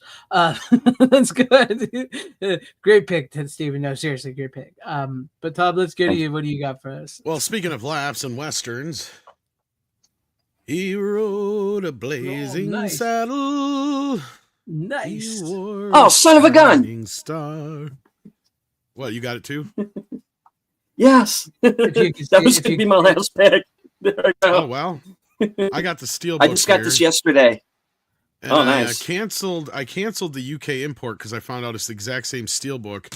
And although I don't have everything, a lot of what comes with it came with the 40th anniversary release, because it has like the cards and stuff there. So I'm only gonna the only thing I don't have is the posters, right, and the hard case, which I already got a better version of it here, as far as I'm concerned, because the case looks like Steven's cover there, which is like a Photoshop collage. Yeah. It's not very good. Not that this one I have here isn't much better. It's still basically a Photoshop collage too, but But this one, I mean, this is at least a blazing saddle. I'll give them that. I mean, they just went literal with this one. It's just a blazing saddle. Whatever. And then you got Mongo on the back, and then the whole team on the inside. There. And he just gets the regular standard 4K. Now, so Steven, go ahead and give your thoughts on it first, and then I'll get into the gritty nitty of the whole thing. All right. Well, my thoughts is this movie is every bit the classic Western comedy from Mel Brooks. And I mean, a movie is good when people, what was it, 40 years later are still quoting the film. You know, nobody's quoting the Eternals. It is true. It is true. Pardon me while I whip this out. You know? And Hey, everything what Gene Actually, Wilder you wouldn't does in know this it movie because is they just didn't comedy advertise it, gold. but I this love is the it. 50th anniversary. Oh, 50. is it? I'm sorry. 50? It is Wow. 50. It is 50. I'm sorry. Yeah, I misspoke. I've got 40 on my mind for some reason. That's mainly because I met somebody today that I haven't seen in about 40 years. So anyway, great comedy. It gets totally insane at the end, but you know, that's part of its charm. You know, and of course, you know, That's and part of we've the brought charm, up but westerns before. Yeah, that's the and only it's time it feels like they westerns didn't know are how rife to for do parody. it. It's like, how do we end this thing exactly? You know, it does have that feel of what do we? There is a point in the movie where you start to, what do we do? You know, so I do give it that. But it's but Tom, save me here. It's a fun movie. It's every bit the you're classic fine. it's supposed to be. I haven't had a chance to unfortunately watch it yet, so I can't say to how Okay, good it rookie. looks. Okay, rookie. Well, I mostly went through brought this with it a on fine because it's tooth a new comb on this one. acquisition. Yeah. No, All right. So, Tom, hit it. How does it look? Well, look, I wish I actually had the previous release because this is a movie I have a lot of editions of. Mm-hmm. But what I did was I ended up giving away the old version to a friend while I still have the 40th anniversary Blu-ray, which comes from this same 4K scan. And I have this same exact disc already in another set. Now, if I'd have thought about it at the time, I would have given my friend the disc out of the Mel Brooks set because it's the 40th anniversary disc and kept the older one just to have as a comparison. And I used to have both versions of the old DVD too, and I don't know where they're at. One, I'm sure I sold one at one point, and then the special edition version just was the same as this, so I'm sure I just gave it away to somebody. But there is some stuff missing on this one that was on the original DVDs and this one, but there's like one new thing on here, or two new things. I can't remember. I think it's just one. So it's really weird. So there's a trade-off on the special features for some reason. You don't get the Black Bart pilot with Louis Gossett Jr. on the new one. That's only on the old set. Otherwise, I think it's identical, if I remember correctly. That's the two main differences, if I remember right. And this actually does have just one new documentary, and it's mainly just a bunch of directors and writers and comedians talking about how much Blazing Saddles influenced them. Yeah, but they won't make movies like that nowadays. Yeah, but I mean, that's it. Now, as far as the movie goes, look, this looked so good already that most people are not going to notice a huge jump in the quality, but it is a great 4K scan, even though it's a little older.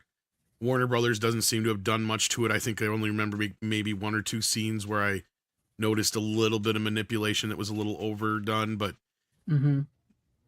Warner has seemed to find they have a thing, as we'll get into this tonight a little further. They have a look to their 4K films that I think they've kind of found their balance. And this is a good example of it to a point. As far as the ones where somebody's not going to make them fuck with it a lot, but we'll get on that. Right. We'll get on that. So yeah, I can recommend this one. Great upgrade. But if you already have this one and you're not somebody that's all that worried about it, this Blu-ray looks great as it is. But there is an upgrade here. Also, you get a Dolby Atmos soundtrack on this one. So you get the original soundtrack, the mono, which I don't think this has the mono soundtrack on it. So that might also be another trade-off. Here, I'm not 100%. I can't remember. That I didn't go through with a fine-tooth comb. But otherwise, I'm like, the scans were so, this one was so hands-off, and this one was fairly hands-off to where the big difference was really just in the HDR and uptick in color and depth of, a little bit of depth of feel to it, and that's about it. Otherwise, this was such a good release already that if you have this one, unless you're a huge fan, and have a big ass TV or something like that, or whatever, Dolby Atmos surround, this is going to do you just fine. So I could recommend it, but it's not one that I have to say you definitely have to upgrade. Right. Since the last release was already so good. Well, it's nice to know that it didn't tool with it too much, that it actually not that I could good, tell. Yeah, it looked pretty good. So it's an all-time classic movie, and I think it also benefits from being shot anamorphic, so it has a real nice, crisp picture. Yeah. Wonder if they release this so low key without doing that. It says not to offend anybody. Yeah, I'm surprised they didn't do a bigger to do about the import version is kind of like I said, just kind of a bit fancier version of the 40th anniversary, and the only difference is you get posters or a reversible poster, and I think some other cards or something, like one or two other cards with it that you don't have in here. But I mean, it doesn't even say anywhere on here that it's the 50th anniversary or anything. Right. Nothing, nowhere. It just says limited edition steelbook at the top. That's all it reads at the top. So, and not even on the back does it say it's the 50th anniversary or anything. It just mentions that it was number 6 on AFI's 100 Years, 100 Laughs. Honestly, you'd be better off pointing out that it's made more. I think it's been on more top 10 lists for comedies for critics of all time, too. I'm sure that list is still out there somewhere. But no, I mean, this movie's a classic. I mean, if you've never seen it, do yourself a damn favor. Yeah, see this movie, man. These things are defective. Oh, Harvey Korman in this movie is just Headley. It's so good. Don't worry, it's the 1890s. You'll be able to sue her. Boy, they're darker than us. You cannot. I mean, it's so funny that I love this movie. No, I wouldn't make a movie like this at all. Sorry. It's like, why not? If it influenced you that much, do it. Give a shot at it, man. Oh man, I know, right? Like, this is a classic. I mean, it's so good. Richard Pryor's also one of the writers on it. And I guess he loved writing the Mongo bits. Those are a lot of his. I think better watch it, big boy. I think Mongo's taking a bit of a shine to you. Oh, Mongo straight. Yeah. I forgot about that. Mongo just pawn in lucky. I think it has something to do with Choo Choo. Exactly. Where the white women at? Yeah, the Ku Klux Klan guys. And boys, over here, look at what I found. Where the white women at? One of the best bits is cut out of the movie. Oh, I like when he kicks his own ass for being black. Where one of the best bits that got cut out is where he's in the room with in the dark with what's her face? Oh Jesus, forgot her name. Yeah, no, it's true. It is true. Like we was talking about earlier. What's her name? Madeline Kahn. Is that her name? Madeline Kahn. Yeah, it's in the deleted scenes. But it's like, why was this not left in the movie? Because she's like, is it true what they say about you people? And then you hear zip, and then all of a sudden, like, oh, it's true. It's true. It's true. And then all of a sudden you hear, Miss, you're sucking on my elbow. They should have left that in. That is if so it's funny. not in the deleted scenes, they talk about it in the making of or something like that. It's somewhere that they bring it up because, like, yeah, it's like that is hilarious. That is great. I don't think I've heard that before. Bright Bart, I do not think John Wayne's would have worked one bit in this movie. I can't believe I forgot Lily von Stoopsnade. Oh yeah, Lily von Stoop. We have a watcher with that name all the time. Yeah. But no, seriously, I do not think John Wayne would have worked in this movie. I do not think it was a missed opportunity. He asked him. Yeah, I know you. That story? Yeah. I know he's going to be, but I don't think he would have worked. I don't think it would have been right for the movie. But And I can't remember the other guy they did have initially hired on, but I can't remember who it was now. But anyway, so he did ask John Wayne. And John Wayne said that he loved the script and it was hilarious, but he goes, I can't do that. Right. Yeah, yeah. It's just I could have seen him do it anyways. I don't think it would have worked personally. uh, why do I keep thinking that Harrison Ford? No, that's something different in it. Harrison I Ford. You're thinking think of Frisco Kid. You're thinking Frisco of Yeah, Frisco Kid. Kid. Frisco Kid. That's what I'm thinking. which Of. Yep. again wound up Gene Wilder in that as well, of course. That's why I Um, was thinking about Playing that. a Jewish Yeah. guy, but has nothing to do with Mel Brooks. Of all things, it's really weird. You know, like Yeah. it's kind of like. Yeah.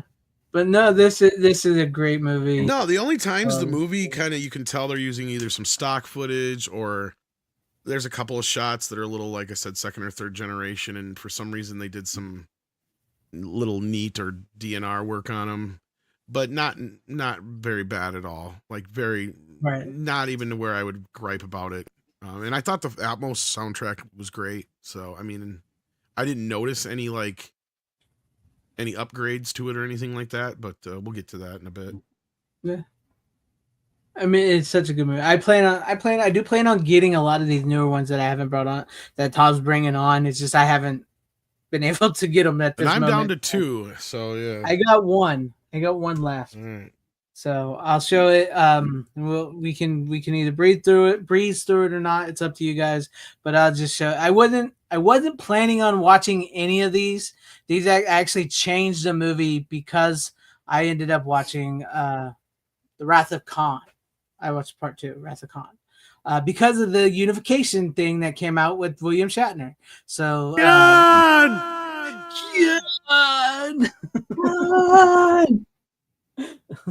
I do love the set though. I do love my original TOS 4K set. I do kind of wish I had like the old VHS where they had, we've talked about that before.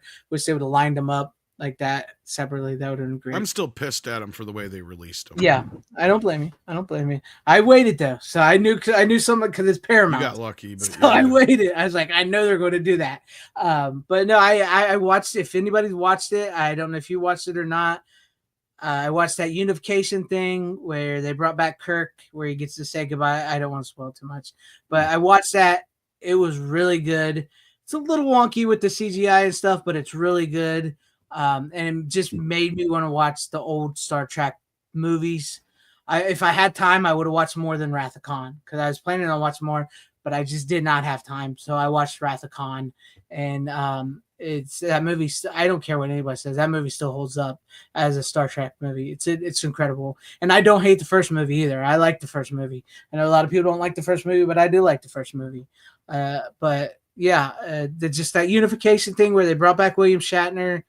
It made me remember why I liked the original Trek, because that was always been my Star Trek, was the original series, the original movies. And yes, I do love the Next Generation and all those shows as well too, but I will always be a Captain Kirk TOS Star Trek fan.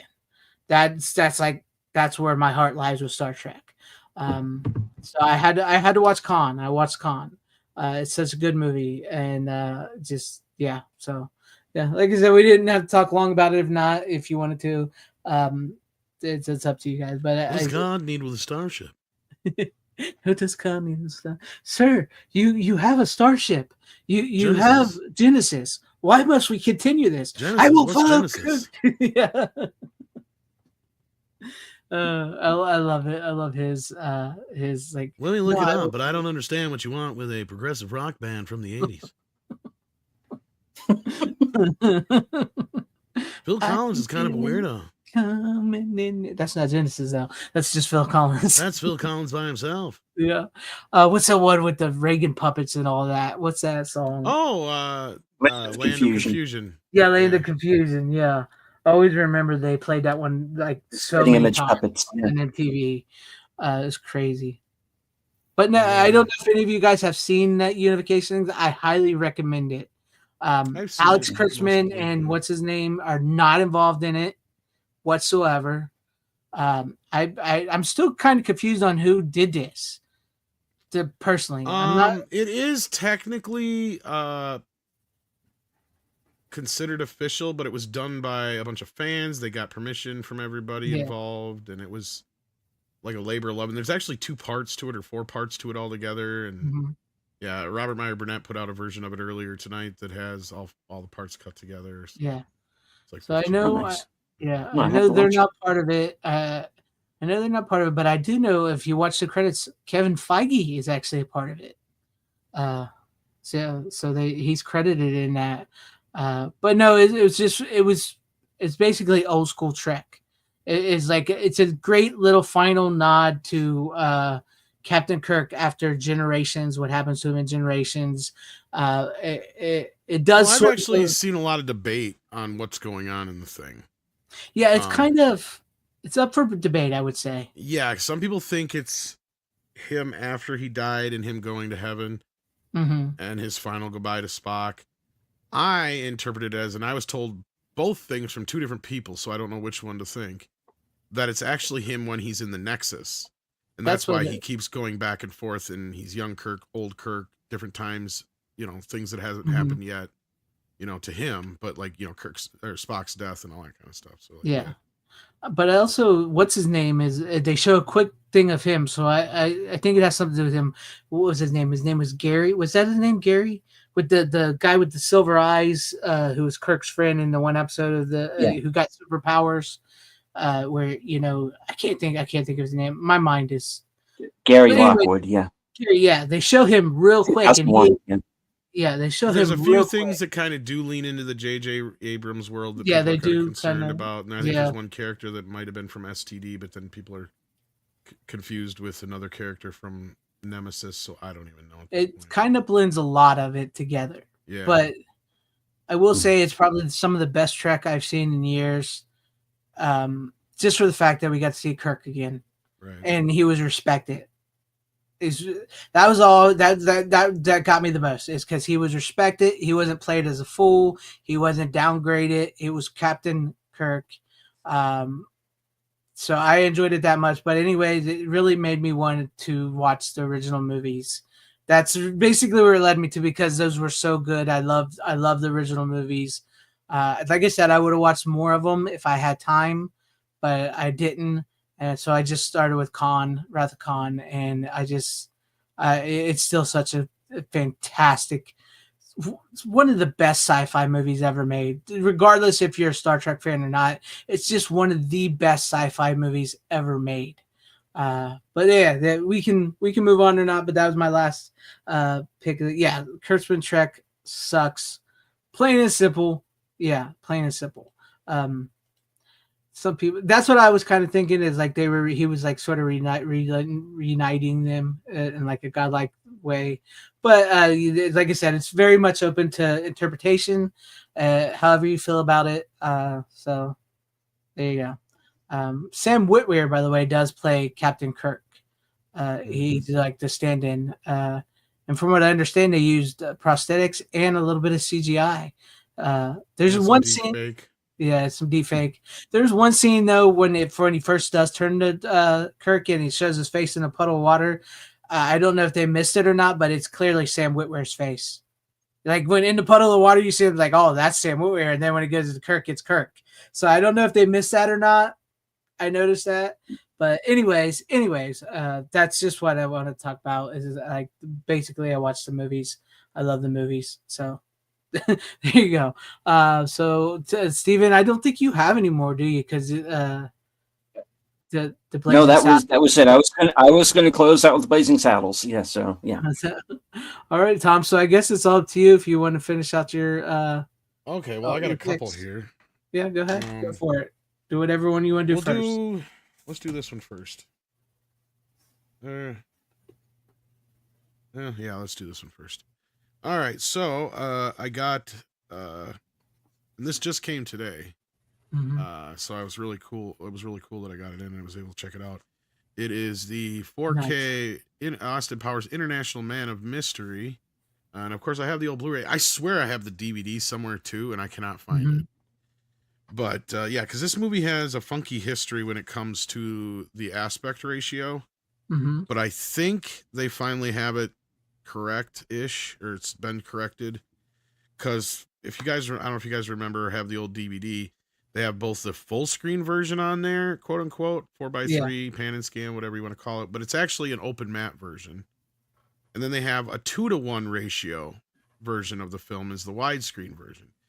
Now, the weird thing is 2-to-1 is not a ratio that's used very often. In fact, the new Jurassic World movies are some of the first movies to use it since since Austin Powers. Mhm. And it's been used a lot all of a sudden in a lot of TV shows. Because it's like a little bit wider than 185, but not quite as wide as 240 or 235. Right. But the movie was shot and meant to be more in a 235, 240 aspect ratio. And that's where they've kept it since Blu-ray. And that's what it is here, although this is slightly altered, just like ever so slightly from the US 235 to a 240 version for some reason here. Or now it's in 235, sorry, from a 240 version. Right. And nobody's going to really notice, right? Like only the nerdiest of nerds like myself would even notice, and it's very minimal. But anyhow, that being said, now, there's a few things I have to address with this. This is the international cut of the film. I remember earlier we were talking about how movies, especially in the past, more so, Right. had different versions and cuts of the movie. So there is stuff that's in this version that's not in the US version, but there's also stuff that's not in the US version that's a little different in this version. Right. So overall, there's like 5 to 6-ish minutes of probably closer to 5 minutes of differences, but 3.5 to 4 minutes of actual additional footage. Mm. So keep that in mind. And other than that, like the minimal changes, like overall, like this will probably be the version I'll watch from now on. Because the minimal changes from the US version are actually stuff like just a couple of minor lines. Like the main scenes that have big differences are like, okay, when he's first defrosted is one of the scenes that has some of the big differences. For some reason, they cut Evel Knievel out of the US version, but he's in the UK version when they pan through the celebrities. I think it's because he just happened to die or something like that. I can't remember when he passed away, but there was something to that they cut him out of there. So if you notice in the US cut, it cuts from Gary Coleman, then you got to cut back to a shot of the guys walking by, and then you cut back and it's Vanilla Ice. Yeah. In the UK cut, it just stays lingering and you stay with that shot. They just basically reused a shot from the beginning of that shot in the US cut. And I never noticed it before until now. And then also when they're bringing him out, you actually get to see his ass. Like full on, like just a shit ton of his ass. Like this whole shot, and it's like clearly there. Well, and then you get the other scene is when he's waking up. The version in the UK version is a little bit longer and it's much funnier. And it's just little things like that. It's like instead of him, because like when he wakes up in the US version, he just kind of gets up and he's all slimy and he's like this. And that's it, right? In the UK version, he gets up and he does the thing and he's like just even more covered in the orange goo. And then it zooms in on his face and he does this like really dumb, like fucking face. And he's like all like whatever. And it's just like, okay, that's funny. You know, there's just little bits and pieces here and there that are different or added in. Like, and then the other big thing, like, so here's an example of something that's different. So like when she calls her mother, when Elizabeth Hurley calls her mother in the movie, when she says, you know, the British didn't have good dental hygiene or whatever it was back in the 60s, that line isn't there in the UK version. Oh. Instead, it's, you can't judge him by current day standards because they didn't want to crack on the UK people, obviously. Right. So you can see why they changed that line. And then when he's doing his whole routine walking around the room naked in the UK version, you can see a little bit more. Ooh. Because of course over there, just speaking to earlier, their standards on violence are a little bit harsher, but their standards on nudity are much more lax. So do we see more of Hurley?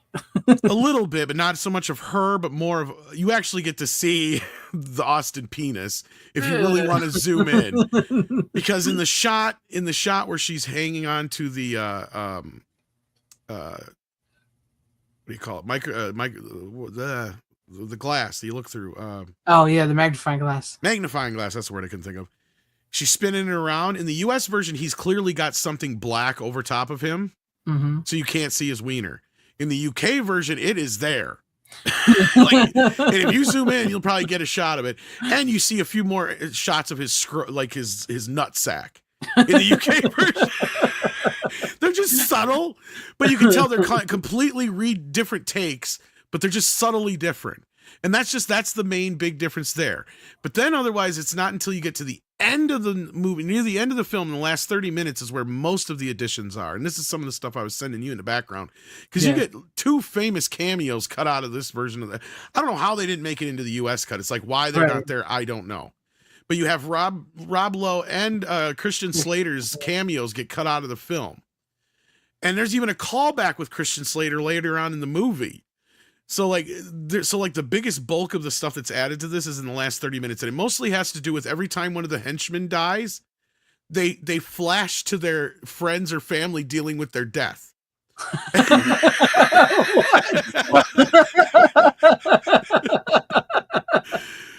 And they're in the deleted scenes on the DVD and the Blu-ray. So if you want to see them, they're already there.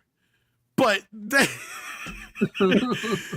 we have to cancel the party. John Smith has been killed. What? That's right. He died because his head got bit off by mutated, agitated sea bass, or the long ass thing that they call it in the movie. Yeah. And then you see the other kid, the mother and son are in the dinner table, and yeah, she's got to tell him about her. Yeah, it's hilarious. That's crazy. Oh, like you said, I really want to get this set. I've been meaning to pick this one up as well. And yeah, so what this is, so this isn't even released by New Line or Warner Brothers, but I think Warner Brothers did the actual mastering, and that's why I brought up the whole thing with Blazing Saddles, because it seems to have that Warner Brothers sheen to it. Mm-hmm. But then there's some of the scenes that are from the international cut that don't look quite as good.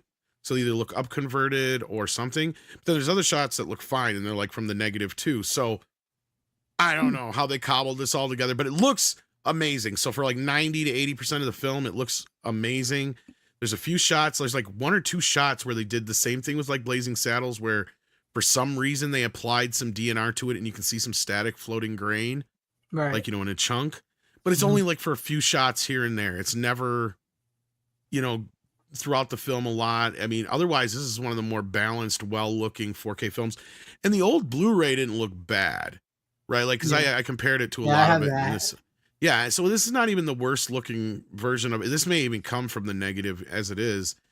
I'm not 100% on that, but like this looks great. I mean, it's a huge jump up because they have the old international Blu-ray in here, and compared to this, especially when it comes to the colors, because that's one thing about this movie. I mean, most of the time, comedy, you're just like, whatever. Blu-ray is probably going to handle most of the things you want. But movies like the Blues Brothers and this, especially, they pop with the visuals. So like, you really want to accentuate that, and this really does help. I mean, it makes it feel so much fresher than the older scans did, because the older scans felt really drab in comparison, and they're not bad looking. I'm not trying to dump on them at all. No, yeah.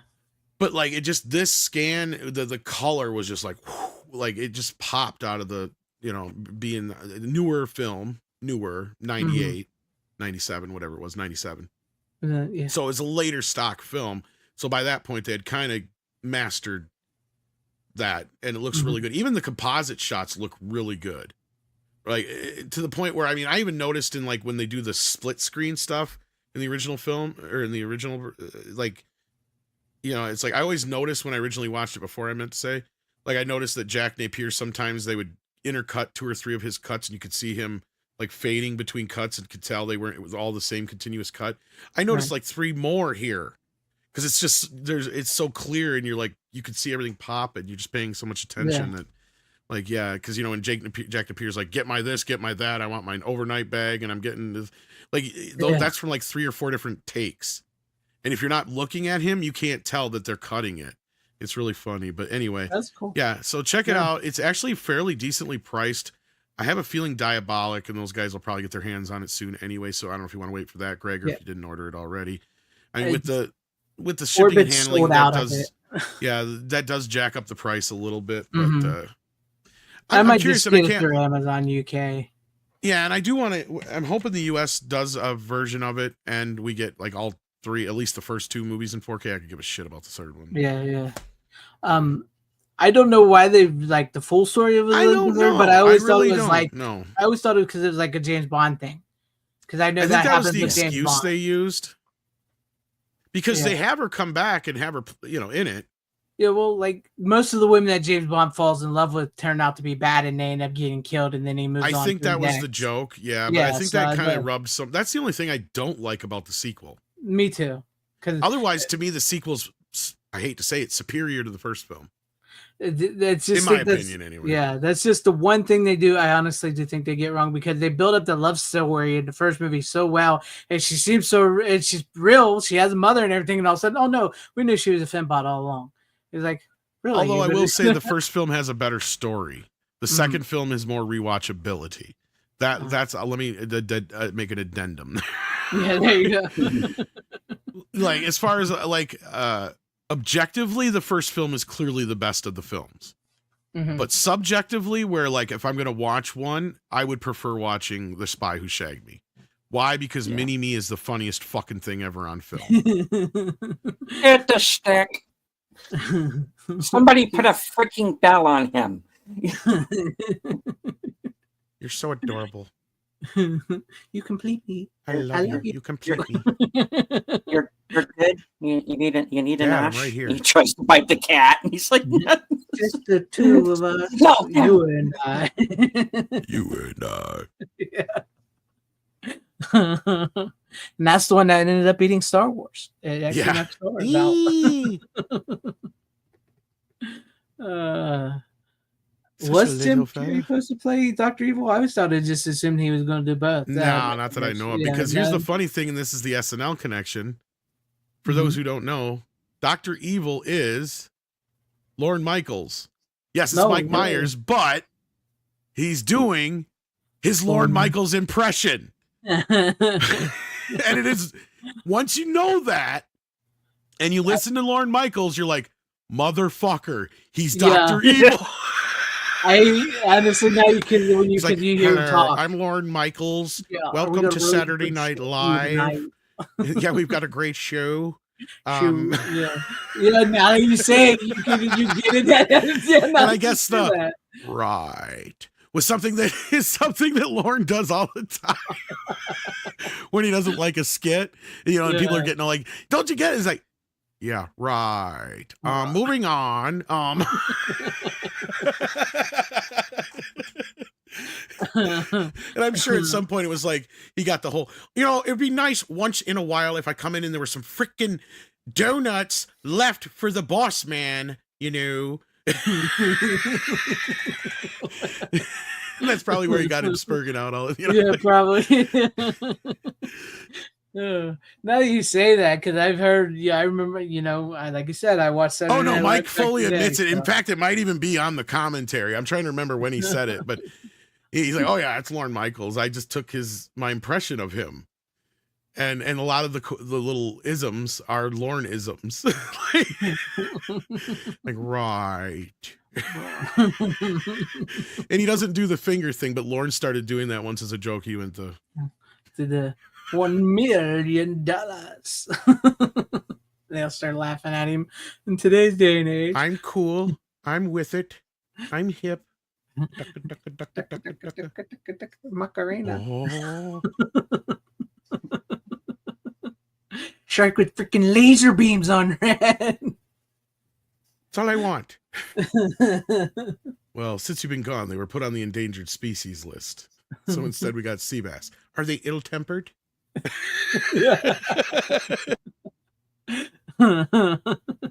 Then Carrie Fisher is in this too, speaking of. Yes, she is. Yeah. Dr. Evil, thank you. I didn't spend 10 years in medical school to be called Mister. Is she in the first one or is she in the second one? No, Where Carrie's there's in a the first staircase? one. It's in the first one. This first one, okay. That's Where the problem with the first two movies, and I understand, is the first two movies feel like they're like the same movie. Yeah, they kind of. And then the third film is is basically like, and I compare the third film, it's like when a band does a greatest hits album, but they re-record all the songs. Right. Yeah. I know it's not so much they do it anymore, but they used to do it all the time. I know Taylor Swift's done it now and a few other people have, but like, yeah, it's like, that's what it reminds me of. Cause like part 3 is okay, but it has so many of the same jokes. Like it's all just a bunch of rehashings of the same jokes from the first two movies. So it's like a bunch of the same shit. To the point where even Goldmember is literally just like another take on Fat Bastard, in a way, if you think about it. It's the same kind of joke. You know what I mean? Or the same kind of, and this is what this is the beginning of the end of Mike Myers was Goldmember. Because then you realized he's a one-trick pony. He can only do something once, and then it becomes a completely just the same shtick over and over again to where Right. I can't stand his Cat in the Hat movie. I think that thing is No, that's blasphemy. horrible. Oh my The god. Love Guru was just horrendous. And what was that other one he did in between there? I'm trying to remember. I don't remember now, but yeah, which one didn't he do something in between there? I'm trying to remember. There was like one other one he did, I think, and it just didn't click. I know he did Studio 52 as well. That one was okay, but that wasn't him being Mike Myers. Yeah, that was him him. playing That was somebody. that guy. But yeah. Yeah. Well, he did that. So I Married an Axe Murderer. No, that was before that. Yeah, that was before all of his like. Okay. Yeah, I mean, he had Shrek in between, which was fine. But Yeah. no, there was some other movie that I swear, I'm trying to remember now. I don't think it was View from the Top. I don't think. Oh, was it? Yeah, where he does like he's a stewardess, flight attendant guy. I don't remember. I was trying to think. I thought he did another one where it was like a character, but maybe I'm wrong. Maybe Love Guru was the only other one. I know he was gonna do a Sprockets movie, but that never got off the ground. Yeah. Oh, I forgot Mike Myers was in Glorious Bastards. I forgot that. That was one of his first things he had done in a while. Yeah. Yeah, I forgot about that. And of I haven't course, he's in seen Bohemian Rhapsody and stuff like that. Like Yeah. now, when I see him now pop Well, up, it's really yeah. cool. And he had that show a few years back here that I guess The is supposed to Gong be pretty Show? funny. No, is that what it was called? I thought it was like him doing a bunch of characters and stuff. Oh, you mean on that he did on Netflix? Yeah. Oh yeah. Well, I know he did do the Gong Show. He brought back the Gong Show, but he didn't play Mike Myers. He was in character. He was in a British guy. He was in Mystery Alaska. I forgot he was even in that. Yeah, I haven't seen. But no, Mystery I would think he would do. See, Wayne's World and Wayne's World 2 are great. Mhm. The first two, it makes me wonder if he does a third one, if it's going to be okay or not. Like, I don't think he would right now, but because I've actually said that now would be a decent time because you could actually make it to where Wayne and Garth, you could basically do like a kind of meta version of the first movie again, where, they moved from public access to YouTube and then they become a sensation on YouTube. Yeah.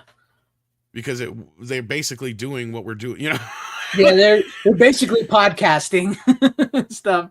Yeah. But now it'd be Wayne and Garth just podcasting instead now. But like, yeah, you just have something happen that gets them, some kind of story or something like that. But I don't want a remake of the first movie, but I think it could work as long as you don't do all the same jokes from the first two movies. That's what I would be afraid of, because that's kind of what Goldmember ended up becoming. But anyway, I can highly recommend this. Okay, the other thing is almost completely different special features on both of these. So it does make it worth getting both versions if you already have the other one, because all the special features that are on the US version, which include like the deleted scenes and stuff like that, the only things that are the same is the music video, basically, because the US version also has the alternate endings on it, but the imported version has all the B-roll and what do you call it, EPK stuff. So all the stuff that you would have seen on like Entertainment Tonight or, stuff like that is all on there. Right. And all the trailers and stuff like that. So like you get a nice collection of, I think the same commentaries on both, but so yeah. So like, even if you're importing it and you get, I wonder, and I'm curious how they're going to handle the US version if they ever do it. I don't think we'll ever get the imported version on the US version, but I wouldn't be surprised if they do turn around and try to sell it as the unrated cut over here. Yeah, I wouldn't surprise me. Even though there's nothing that would really kind of take it over that PG-13 range, but yeah. Mm-hmm. Except maybe seeing the schlong. Yeah, you can barely see it. Like, that's the thing. On the big screen, I'm sitting here going, early. That's the thing, is I'm sitting here thinking on the big screen, that dick would be probably a good foot. Depending on the size of the screen you're seeing it on, right? Like, so I'm like going, Jesus, there's no way they could have got away with that here in the US. That'd be the only thing, I guess, that would kind of half-ass make it unrated. Mm-hmm. But like, yeah. Ill-tempered mutated sea bass, I think, is what they are. I think there's another thing in there too, though. Ron says his ex was a publicist for Paramount who worked with Myers on The Love Guru. She said he was a very insecure diva. I've heard that, and The Love Guru was just a fucking horrible, wretched film. Here's your great question, Tom. What are your thoughts on the 4K to Scream 1 and 2? go back. How many episodes did we talk about these? So it's like Tolerance. No, I mean I will give Ozlek because that's not a name I recognize. Yeah, So welcome. probably I hasn't mean, been you're around. new. But Welcome, No, Ozlek. the joke is basically Ozlek. We've talked about Scream so many fucking times. Yeah, we did like a whole Scream stream. We did because finally. talked We're like, about- we're just gonna do a Scream stream. But no, I think if I remember correctly, the 4Ks were all fairly decent from those. There's a few smudges here and there, but Few for the of most them, part, but they're pretty good. I think our biggest gripes was that wasn't the unrated cut of the first Yeah. Scream on for some reason. But yeah, Still got to get the original DVD, I think, I think so. Yeah. and the VHS have the and the laser disc, I believe. I think Well, those yeah, three because have I think the that original DVD is just a rip of the laser disc anyway. That's why. yeah. So those three have the original unrated cuts of Scream, with the more gore and all. Well, it's not like a pay-per-view lot, version, but as it was it's, known for. yeah. Was what it was known by for the longest time. But yeah. It happens, but welcome. I mean, I'm glad, that's a great question. No, Marty. man, that's why I Yeah, figured welcome. you were actually legitimately asking there. Yeah. So is nobody else left? Am I done? No, you The see, last it's up one? to you for your last movie. So All right. Well, now we're going on to the other side of things, and I don't think this is Warner Brothers' fault. okay. Okay, so we have the most controversial release of the year, probably Ooh. next to the other James Cameron movies. That was this year, right, or was that last year? Abyss and- Those still this year. That's what I thought. So okay, but I guess I can say this much: we probably have the best of the James Cameron classic film releases on 4K with Mhm. Terminator. But if you have this version of it, just stick with that one. Yeah. Just stick with that one. It's so I figured it was just that one upscale, And right? I also, of course, we'll talk about that. Yeah, okay. Because I also have this version, and of course the original Blu-ray that came out years ago. Mhm. But this version, even though it's got that blue hue to it, still looks more filmic and natural than this Terminator. And look, there's been a lot of debate going around about this thing, but I have enough confirmation now that yes, this movie does have AI treatment and fake grain laid over top of it. So all these people who are saying that they see grain, you're Yeah. seeing fake fucking grain. It's fake. You know what got me? What really got me was like there was this guy, I can't remember who he is, but he was going through he's like showing screenshots. He's like, "Oh, this looks so good! It looks so good!" And then he's like, "I'm surprised about how much green there is in this deleted scene." That he's going through the deleted scenes. I'm like, "So you don't see a problem there? You don't see where they messed that up? That the deleted scene looks better and Yeah, more because that's like the grain. You don't that's see a one weird- problem." That's one weird thing about this release. I will give it. And I don't know if it's the same on the other Blu-ray. I'd have to check. But they actually have the deleted scenes in what seems to be the highest res I've ever seen them before. Now, I don't know if they're up converted themselves with AI or if they just happen to have high quality files left over from them before they did the DVDs back in the day. They're like 720p possibly. But they stretched them in a weird fucking way that they're all fat and flat. Like they're all fucking weird looking. So it's like, okay, we get a better uptick in the quality, but they look all weird because you went and cropped them funky. Right. Okay. And yes, okay. So the other thing about this is most people are not going to notice a big difference. Okay. But that's the problem. Yeah, that is the problem. It's not really worth the upgrade here because the upgrade, and the reason why this probably looks the best of all of them is the AI had to do the least amount of work. Right. Okay, so here's a shot from the original 2K Blu-ray. I believe this is the standard one. Okay, so everything, you can see the grain, you know, everything looks normal and natural. Yeah, it's a little zoomed in. Now on yeah, you can actually make out, not in this shot here so much, but somebody else posted another shot where you can make out that the last three letters, I think, are ZEN there on the license plate. I can kind of see that as is right now. Now here we are on the new 4K version. Notice how everything has this weird smoothness underneath the grain. And it's not caught so much here, but there's like this double line to everything. So everything has like a ghost line to it. You can kind of see it on the tires there. I don't know if I can zoom in anymore. It doesn't look natural. It really doesn't look natural. Yeah, and it pops out at you when it comes on. So people are like, "Oh, yeah, you can't see unless you pause." The But glasses. yeah, then you get the skull, this weird skull-like feature look on her face. And the weird thing is because when you bounce back and forth between the old Blu-ray and this version, because they're both from the same scan, mind you, It's Mhm. a 2K or a 4K scan, even though it's 2K Blu-ray, still looks better. And it has a lot more clarity to it and actual natural grain, and you can actually see more of things aren't as melded together. Because that's the other thing you'll notice as you go along. People are like, oh, I didn't notice. It's like, now that I know it's there, I'm starting to notice like license plates and words and stuff in the background play that funky fucking AI game where they can't differentiate and they just start blending shit together.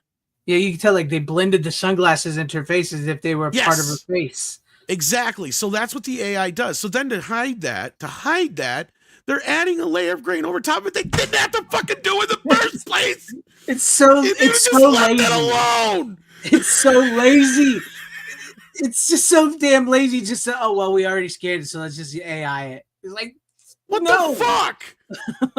And you can tell it has that waxiness underneath. So anybody who's saying it doesn't, you can't. No, fuck you. I can see it. Right. I can see it, and it drives me nuts because it's like, you know what? Because I'll tell you what, the Atmos mix on this, the soundtrack, is actually pretty fucking good. Mm-hmm. Yes, it does have upgraded guns and shit, but I compared it to the mono track, which is actually on here, so I give him props. And as far as I can tell, it's the original mono, although we're supposed to be getting word on that from that damned idealistic fool Crusader. Mm-hmm. Because you know how he is, and he will tell us what is not right about this. And believe you me, he's going to dig into this bastard. I guarantee it. He's going to get into it. Because this is one of his favorites, and he's already stripped this bitch down. So like he'll get into this one heavy duty, and he'll tell you everything and anything that he sees and notices about it. Because that's the other thing is, this doesn't, as far as I can tell, have that weird blue color timing to it. I guess they took that out, but instead they added this AI waxy fucking thing to it that James Cameron insists on. It did not look natural at all when you showing the images there. And again, I reiterate though, it is the better of all the James Cameron ones because the AI had to do the least amount of work. Probably because this is the newest of the scans, other than maybe the Abyss. Because it was a better, newer scan of the movie compared to the other ones. Exactly. So it didn't have to go out of its way to really fuck with anything. All it did was basically scrub all the grain out, and with it some of the clarity, or resolution, or whatever you want to call it, which compared to Terminator 2 and True Lies, not nearly as bad. Like I said, it's more comparable to the Abyss, and that's only because I don't know when the Abyss was actually scanned, and I don't know if that was a 2K scan or a 4K scan. This was actually a 4K scan, which again still begs you to wonder, why the fuck are you doing this? Yeah, if you have a 4K scan of it already, why AI upscale it? Yes, because not only that, when you watch the standard Blu-ray, I don't know which one you have, but if you have this Blu-ray, because you can get this Blu-ray for dirt cheap. I'm gonna go grab it real quick. You can get this fucker usually for like $5, $6, $7 still on Amazon. And this looks so good that you're like, why? This is on par with the Blazing Saddles 2K that I was saying, where you barely would notice an upgrade. Had they done that, it would have been like just such a beautiful looking 4K, the 4K that it deserved.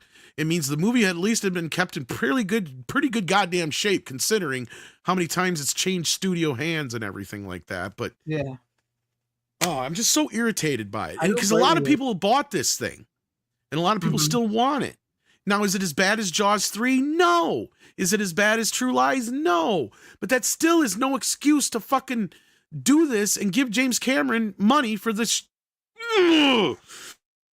And the thing is probably Warner Brothers added the fucking grain on top without him knowing it. Just because they knew if they didn't hide it, more people would complain. That's another thing that probably will end up coming out later on that I'll find out. Or James did it just to piss, just as a little fucking jab. You know what I mean? Because he's like, we'll fucking let us know and complain. Now I'll put some grain on it. Yeah, I mean, the last time when people were complaining about them, he said, oh, you just live in your mom's basement and shit. It's like, come on, because I think this was added after the theatrical release. Yeah, I missed out on the red cover. That's the only difference. The red cover, and I got that. I think it had some cards or something in there. Yeah, you got the cool cards. Yeah, but yeah, no, this looks great. Because that was what everybody was complaining about during the theatrical release of this, is that everybody was looking waxy and there was no grain. Yeah, and you would think, blown up on a huge screen, you would notice some grain if there was some actual grain in there. Yeah. And whatever problems you're going to have with it are going to be amplified. So everybody's like, yeah, everybody looks like a wax fucking mess. Mm-hmm. I'm sorry. I'm ranting and raving about do this. it, I do thought it. about It is doing a video ridiculous. about it, but no, only less than 1,000 people watched my Nightmare on Elm Street video. So it's kind of like a bust. But Yeah. I've been frustrated with my stuff on my channel too. and people So- are tricked because you don't see the standard, because they have waxed to death the original version and added this fake layer of grain over top of it. People aren't seeing the hallmarks that usually are a telltale sign that it's been DNR'd or something's been done to it to death, right? Mm-hmm. So yeah, I just, it's so irritating because this is a movie that everybody has wanted for so long in 4K. We've known there's a 4K version of it for a while now, since 2013-14. We've known it's existed, right? We've been just sitting here waiting on it. Yep. And at first, I was thinking, oh, good. When I thought, at first rumors I heard was that Arrow was in talks to release it. Yeah. I'm like, well, thank God. Maybe they'll at least hopefully get, make sure it doesn't get anything done to it. But yeah, I don't know who the fuck wanted to appease James Cameron, because I don't even know if this is one of the ones he has to sign off on. Because my understanding is that the only movies he has to sign off on is everything pretty much post this. Right. Aliens and everything beyond that. Which is funny And I think because Titanic is the only other one he doesn't technically have the sign off right on, but they still let him have it just because they play nice. yeah. Which is funny because this does have the 20th Century Fox logo and it's MGM. Well, that's So- because this was during when Fox was releasing MGM's Right. movies. And But they did a 4K scan of it at that time, and that's why I was thinking that this might be one of the ones that because they've released this several fucking times, right? Yeah. Like to where, and this isn't even the first DVD release of this movie. This is actually the second DVD release of it. Mhm. This actually had an original, I think, flipper case releases. It was just basically the laser disc put on DVD, and so this was actually the end of the line of the DVDs. Yeah. So, and this is the middle version of it, which is just basically the DVD version minus some of the special features. That's the other thing is, okay, so the special features, don't even get me started on that, because if you want all the special features, you basically got to have all of these, well, sans Yeah. this one. Well, Okay, so you got to technically- have all this here to have all the special features now. Right. Okay? So, and honestly, I don't know if you need this one still, because this one I think has all the same. Is it 7 to lead, including the Terminator original? Yeah, so I think those are carried over here. So you might be able to, but you want that for the version of the movie. See, so that's the problem. Because Yeah. the two of the best documentaries aren't even on this fucker. I actually have. Yeah, see, that one's on here, I think. The one that's on Yeah. that one. I don't know what's all on that one. But that hour documentary they did for this release, which has only been on this release, Mhm. yeah. That great hour-long fucking documentary that has never seen the light of day since. Yeah. no- Is on, what's- that's the only what's reason it I hang called? on to this.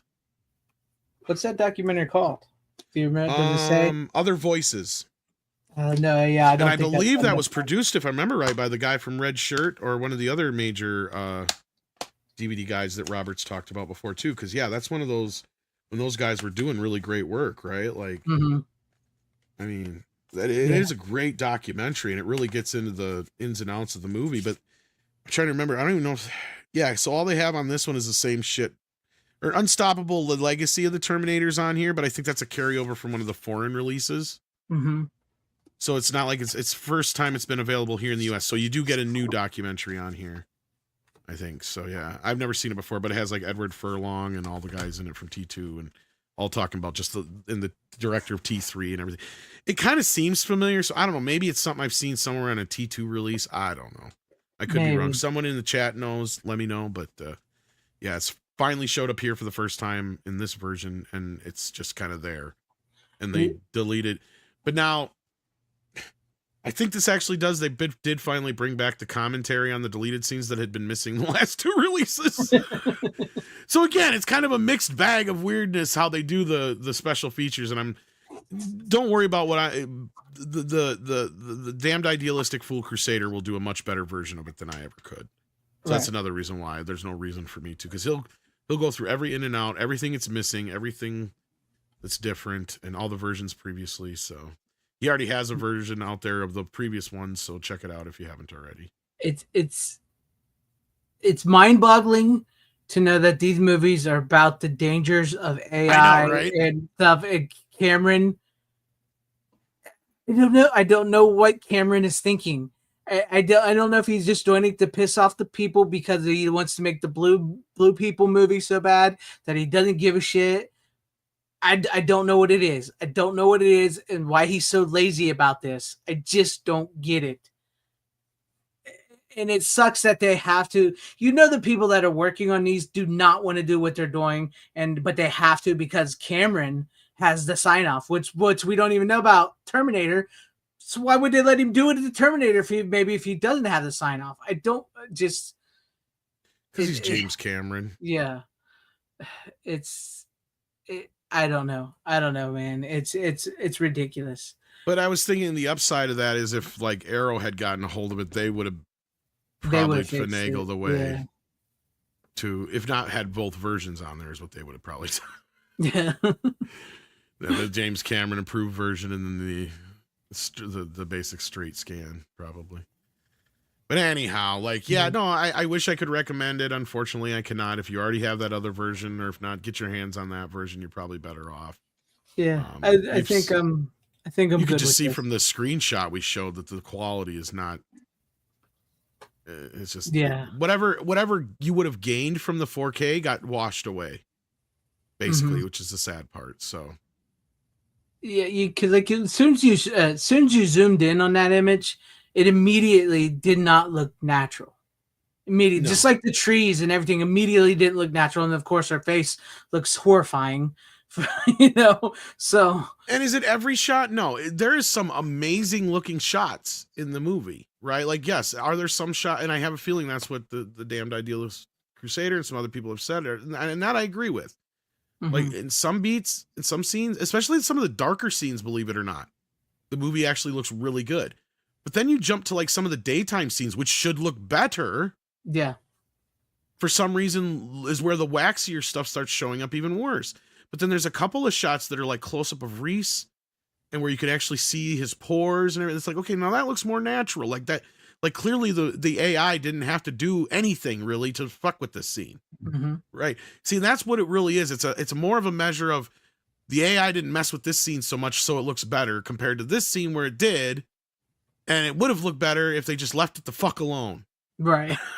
And that's what's weird is it's in the daytime scenes more than it is the nighttime scenes. And in some cases, does it help with like some of the shots as far as like the highly composited shots, like the future shots where they're shooting, with some composite mixed with front and rear, front stuff in front of rear projection and all this other shit.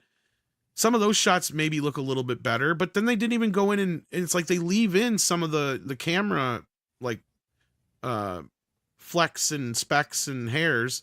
So it's like, why did you go to all this trouble to wax the fuck out of everything, yet you leave that there? Yeah. Why? It almost feels like you're toying with us on purpose. It wouldn't put past Cameron to do that, honestly. To toy with us. Well, what's worse is it's Peter Jackson's company that's fucking doing this shit. Yeah, well, that makes... It's that, what is it, like something Roadshow or something, I can't remember what they're called, but they're basically this AI company or whatever that they do the remastering, and that's why they're the same people that did all the same shit to the Lord of the Rings and the Beatles stuff that he's been working on, and again, George Lucas, I think, used the same people. These are the people that keep destroying these films with this fucking AI shit. You're so desperate to make it look... I know I want to say modern, like they said, like Ron says, but it feels like they're so desperate to make it still feel like they're innovative. Nah, modern shit doesn't even look this bad. Yeah, I feel like they're still trying to be like, hey, we're still those innovative guys we were in the 80s. Look how great we can make our movies look now because the technology is there. Because like, Warner Brothers actually had 4 big releases this week. And I almost watched another one of them, but I couldn't get through Beetlejuice again. Just couldn't. And actually, it's worse on 4K because you can tell they shot it on digital and then ran it out on film and scanned the film. You can just tell by the way it looks, and it doesn't help the movie at all. It doesn't do what it did for Horizon. and I could see things even clearer now than I did in my initial viewing, which I saw it on a fancier screen, but I'm still like, my God, you can see how saggy Michael Keaton is and shit. And I'm just like, this is sad. This is so sad. And it just didn't feel like a movie. It felt like a TV show. And I'm just like, I had to shut it off. I couldn't get through it. That's why I didn't bring it on. But yeah, I got that glow in the dark Steelbook for some dumb fucking reason. That's like I know you were talking about the Terminator one, but that's like what the problem with a lot of modern movies is. They still they feel like streaming TV shows. A lot of them, even like movies, like it just feels like it should be a streaming TV show more than it does a movie. Which is probably another reason why I gravitated so much to Saturday Night. As soon as I could tell right off from the first shot, I'm like, wait a minute, this is shot on film. It feels like tell a movie right away. There was a warmth to it that I'm just like, oh, thank you. Where have you been all my life? Like, you know, like that kind of like it's just that moment of just like oh yeah, film. Magic. That's how I feel like when I pop in an old movie that I have not seen in so many years. Like when I watched even like The Rocketeer, I was like, oh, yes. You know? I don't know how to explain it other than that soap opera-y effect that video still has with, I don't care how good it's supposed to look. Yeah, it doesn't feel natural. It just doesn't. And I've not yet seen anything shot digitally that you can convince me looks like film. But I'll see something shot in film and I can tell you right away that's shot on film. And that's where I'm watching Twisters and I'm like, man, this looks really good. Was this shot on film?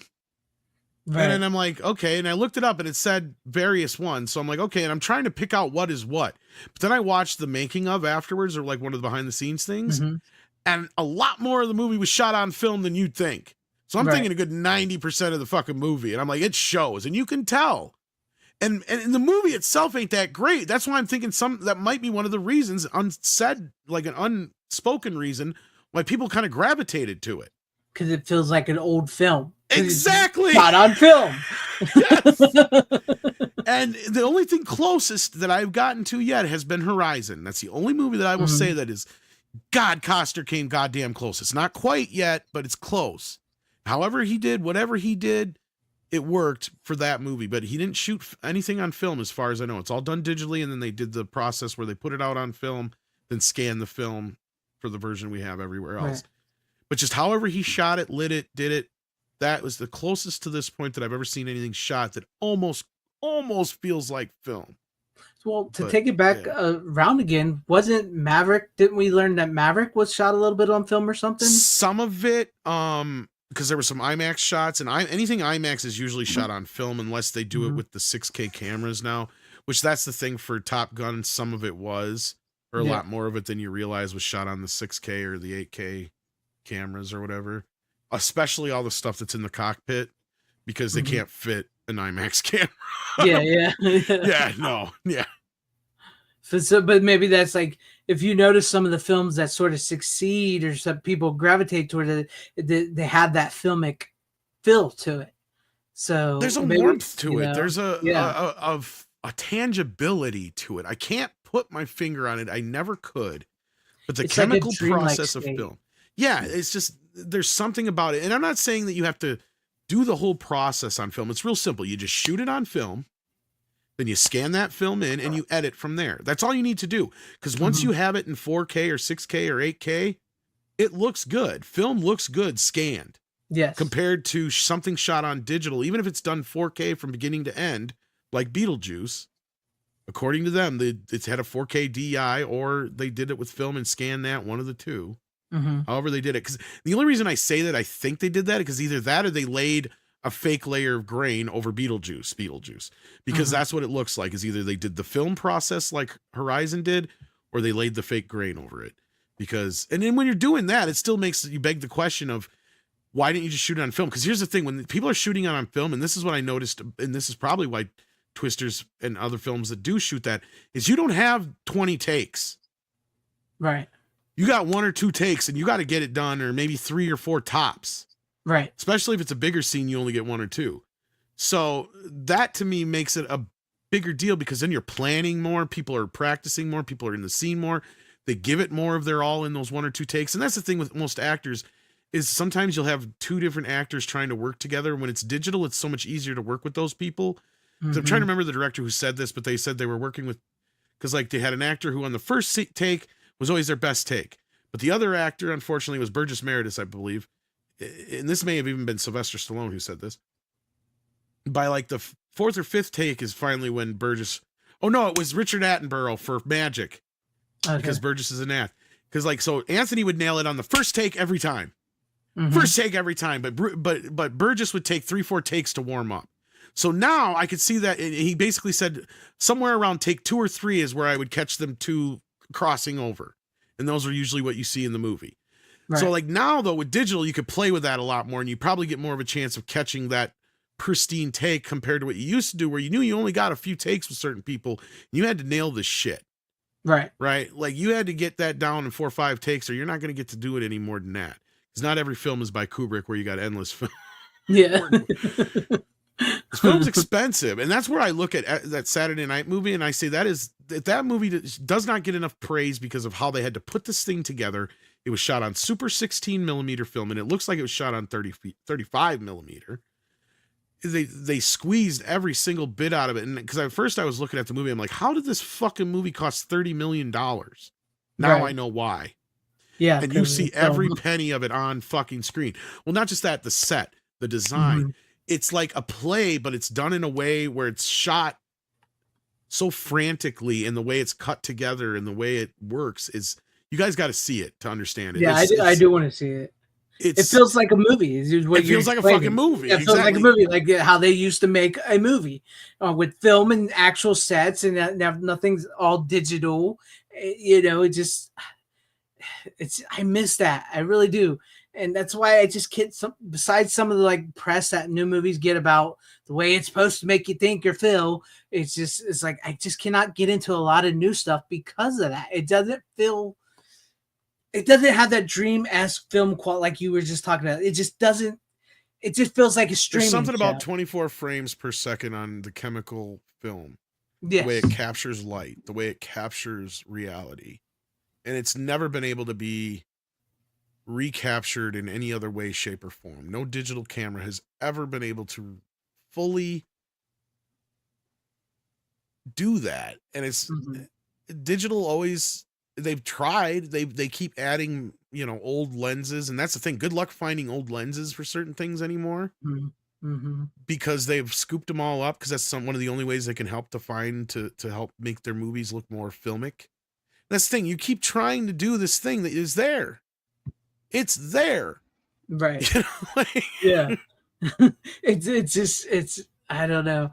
I honestly, I think the only way that you're going to, like, the films that will get like old ways is a film like Saturday Night, where it's going to be a much smaller film, a little bit more independent. Well, and you got Wes Anderson will still shoots on film, I believe. Yeah, like certain directors like that, like Nolan will shoot, even though he doesn't sound very well.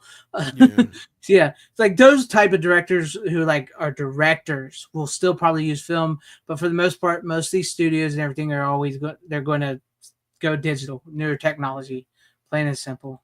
I think Scorsese's went digital his last couple movies, which is kind of sad, but. Tarantino's one of the few who still shoots on film. Thank God. 24 frames per second is going to be my next shirt design. Now that sounds like a cool idea. Something like that, or you're seeing this shirt in 24 frames per second or something like that. Something clever. Shirt. That's clever. That's clever. I like that. Life happens at 24 frames per second. There you go. Life happens at 24 frames per second. That's a good idea, actually. But no, I don't think it'll come back. The old ways will come back, but I do think there is enough smart, actually talented directors out there that will keep that going. Now, whether the films be good or not, that's up to you. To answer Doba Fett's question, I know he shot the Fabelmans on film, or at least pieces of it in 16 millimeter. I don't know about all of it, and I think he shot the rest in 35, if I remember, because I know he covered it on the show, but I was really disappointed in the film. Because I said it shouldn't be called The Fabelmans, it should be called Mother Issues, the movie. But Talk about an Oedipus complex. yeah, right. No shit. No, I am not fucking kidding on that one. It's I'm not joking. by the end of this movie, I'm like, either Spielberg wanted to fuck his mom or his mom wanted to fuck him. When one he of the was two. watching his mom dance like that with his uncle Christ. or with his dad and his dad's friend, is like, and the daughter's like, "No, that's your mom. Quit like." It's like, that's kind of weird, bro. Very weird, bro. Yeah, no, I mean, but it does kind of explain to you kind of the wacky women he does have in his movies. Mm-hmm. Like, it does explain to you a lot. Well, to be honest with you, you can kind of see where what's her name from Indiana Jones Part 2 Temple of Doom comes from. Yeah, Sort of, kind of, but I meant more so like just certain like crazy mothers and like how mothers react and act to certain things. Mm-hmm. Kind of like the mother from, I'm thinking of like the mothers from like E.T. to Close Encounters to. You're not wrong. The mother in to Catch Me If You Can is probably the closest, right? Because she could give a fuck about her son. She is one of the most egotistical people in that movie, and it's like that is almost a direct. You can almost feel like that movie probably brought up some of this shit in Steven, most likely, is my guess. You never know. I mean, I do believe on the special features, he said he reconnected with his sisters to really help. That explains a lot too, because like the other thing is like, well, yeah, because the way he presented his life prior to this, and then he did that movie, and then you see that movie and you see The Fabelmans, and I'm like looking at the two going, Steven uncovered some shit, didn't he? Yeah, he figured like some something forgotten out about trauma, himself. like some forgotten trauma about himself, because the way that the family dynamics are in Catch Me If You Can are so much like The Fabelmans, it's not even funny. I wonder if that's when he said he reconnected with his sisters. It was between one of those two. I can't remember which one, but yeah, I know what you're talking about. But like, yeah, because like otherwise he presented his family life as like, oh, I grew up in the suburbs and and I used to scare the hell out of my sisters and make movies and shit like that. And then you see The Fabelmans and you're like, if this is even remotely half true, you're like, fuck me, this. I don't know how the fuck Steven Spielberg ended up becoming Steven Spielberg, but he did. Yeah, and I felt so bad for his dad. Yeah. So bad. And if anything, his dad is the one who gave him his career. And I knew, see, some of that stuff I do know is true. Like, I mean, he always did talk about how his dad did, you know, encourage him, and he bought him his first 16 millimeter or 8 millimeter camera or whatever it was that the, you know, all that shit in the movie, like in The Fable. Did you watch the movie? Yeah, I've seen the movie. I was gonna say, okay, so I thought you did. Yeah. Yeah. And so like all that shit did actually kind of happen in reality. Like, so that stuff's pretty close, but I mean, it's just like, dude, what the fuck are you working out in this movie, man? Like, and this is not the movie I signed up for. Like, it does feel like he was working out some long forgotten repressed feelings about his mom, and it almost feels like she left him, not the dad. And he was kind of jealous that she went for him, Seth Rogen's character, over him at times. I'm just saying. It just felt kind of weird. I think that happened in reality. Is like I said, a lot of that shit did actually happen. I mean, I do remember his mom did. He did say, but he never really got into how deep some of this shit was, you know. And then you see the movie, and you're just like, fucking A, like, yeah. How did he live through this shit, and how did his dad put up with this shit, and how Steven actually turned out to be, you know, to make the movies he did. Some of it makes sense now, but the other side of it is like, I guess he's got kind of that Michael Jackson complex, where he clearly throughout his films, and you can definitely tell, especially with like E.T., like this childhood he never got, because his mom was the center of all the attention all the time. And it's like, even when she does leave her husband to go for them, there's like, they're all, even like the dad, even them, is like, we still got to make her feel happy. You know? Yeah, and that's where I got the vibes. This family, and you got to make her feel happy. And it's the same fucking thing in Catch Me If You Can. Yeah. And that's where I'm saying, I think that was the catalyst for this, was like, he probably repressed a lot of this shit. Because to him, he sells the idea, you know, the movie Secret of My Success. That's loosely based on the story he used to tell about how he got into Universal, which is only partially true, but he embellishes it, and it became that, you know, this idea that he basically stole his way to Universal, like by pretending to have an office and all this shit, which is only partially true, but yeah. Yeah, partially. You know, I think he liked his mother's more because, or he always just wanted that mother figure, I should say. That's the thing. Is More clearly than his father anything. was a great dad, but his mother being such an egotistical center of attention all the time, he never got the attention himself from his mother that he needed. Yeah. Which is weird that he doesn't treat fathers better in his movies. Do you ever notice that too? So he must resent his father in some way for some fucking reason that I can't tell. He did try to say in that movie that his dad always thought it was a hobby, not a career. But he still can't. But this bullshit because his dad got him the job at CBS. So. I know, and that's what pisses me off. Which I think is actually supposed. Yeah, like because I think that is actually true because that's the thing is he started directing like short like television and shit like that, and because he was one of the youngest directors ever that's to work on television and shit at that time. So like, and he worked his way up through and. Like the Universal thing is only partially true. Like he got a job as one of the tour guides and he kept sneaking onto one of the sets in between during his breaks and stuff. And what he did was, from my understanding, the true story is he just started working with a bunch of the Teamsters and shit one day. Like he just started picking up equipment and working like, just like he was one of the guys. And then and then the next few days later, after he just kind of didn't get noticed then, he kind of worked his way up through. Then he was working with the light guys. And then he was until nobody really noticed that he was there until somebody finally did. And by that point, he'd already been bugging the director so much that finally they're like, well, put this kid to work, like actual work, right? Like that was kind of what it was. So, I mean, and that I can believe. But the other stories that he told before that were a bunch of like, oh, you know, I went in there and I took over an office and I pretended to be a producer and did all this kind of shit like he does, like Michael J. Fox does in Secret of My Success, basically. Yeah.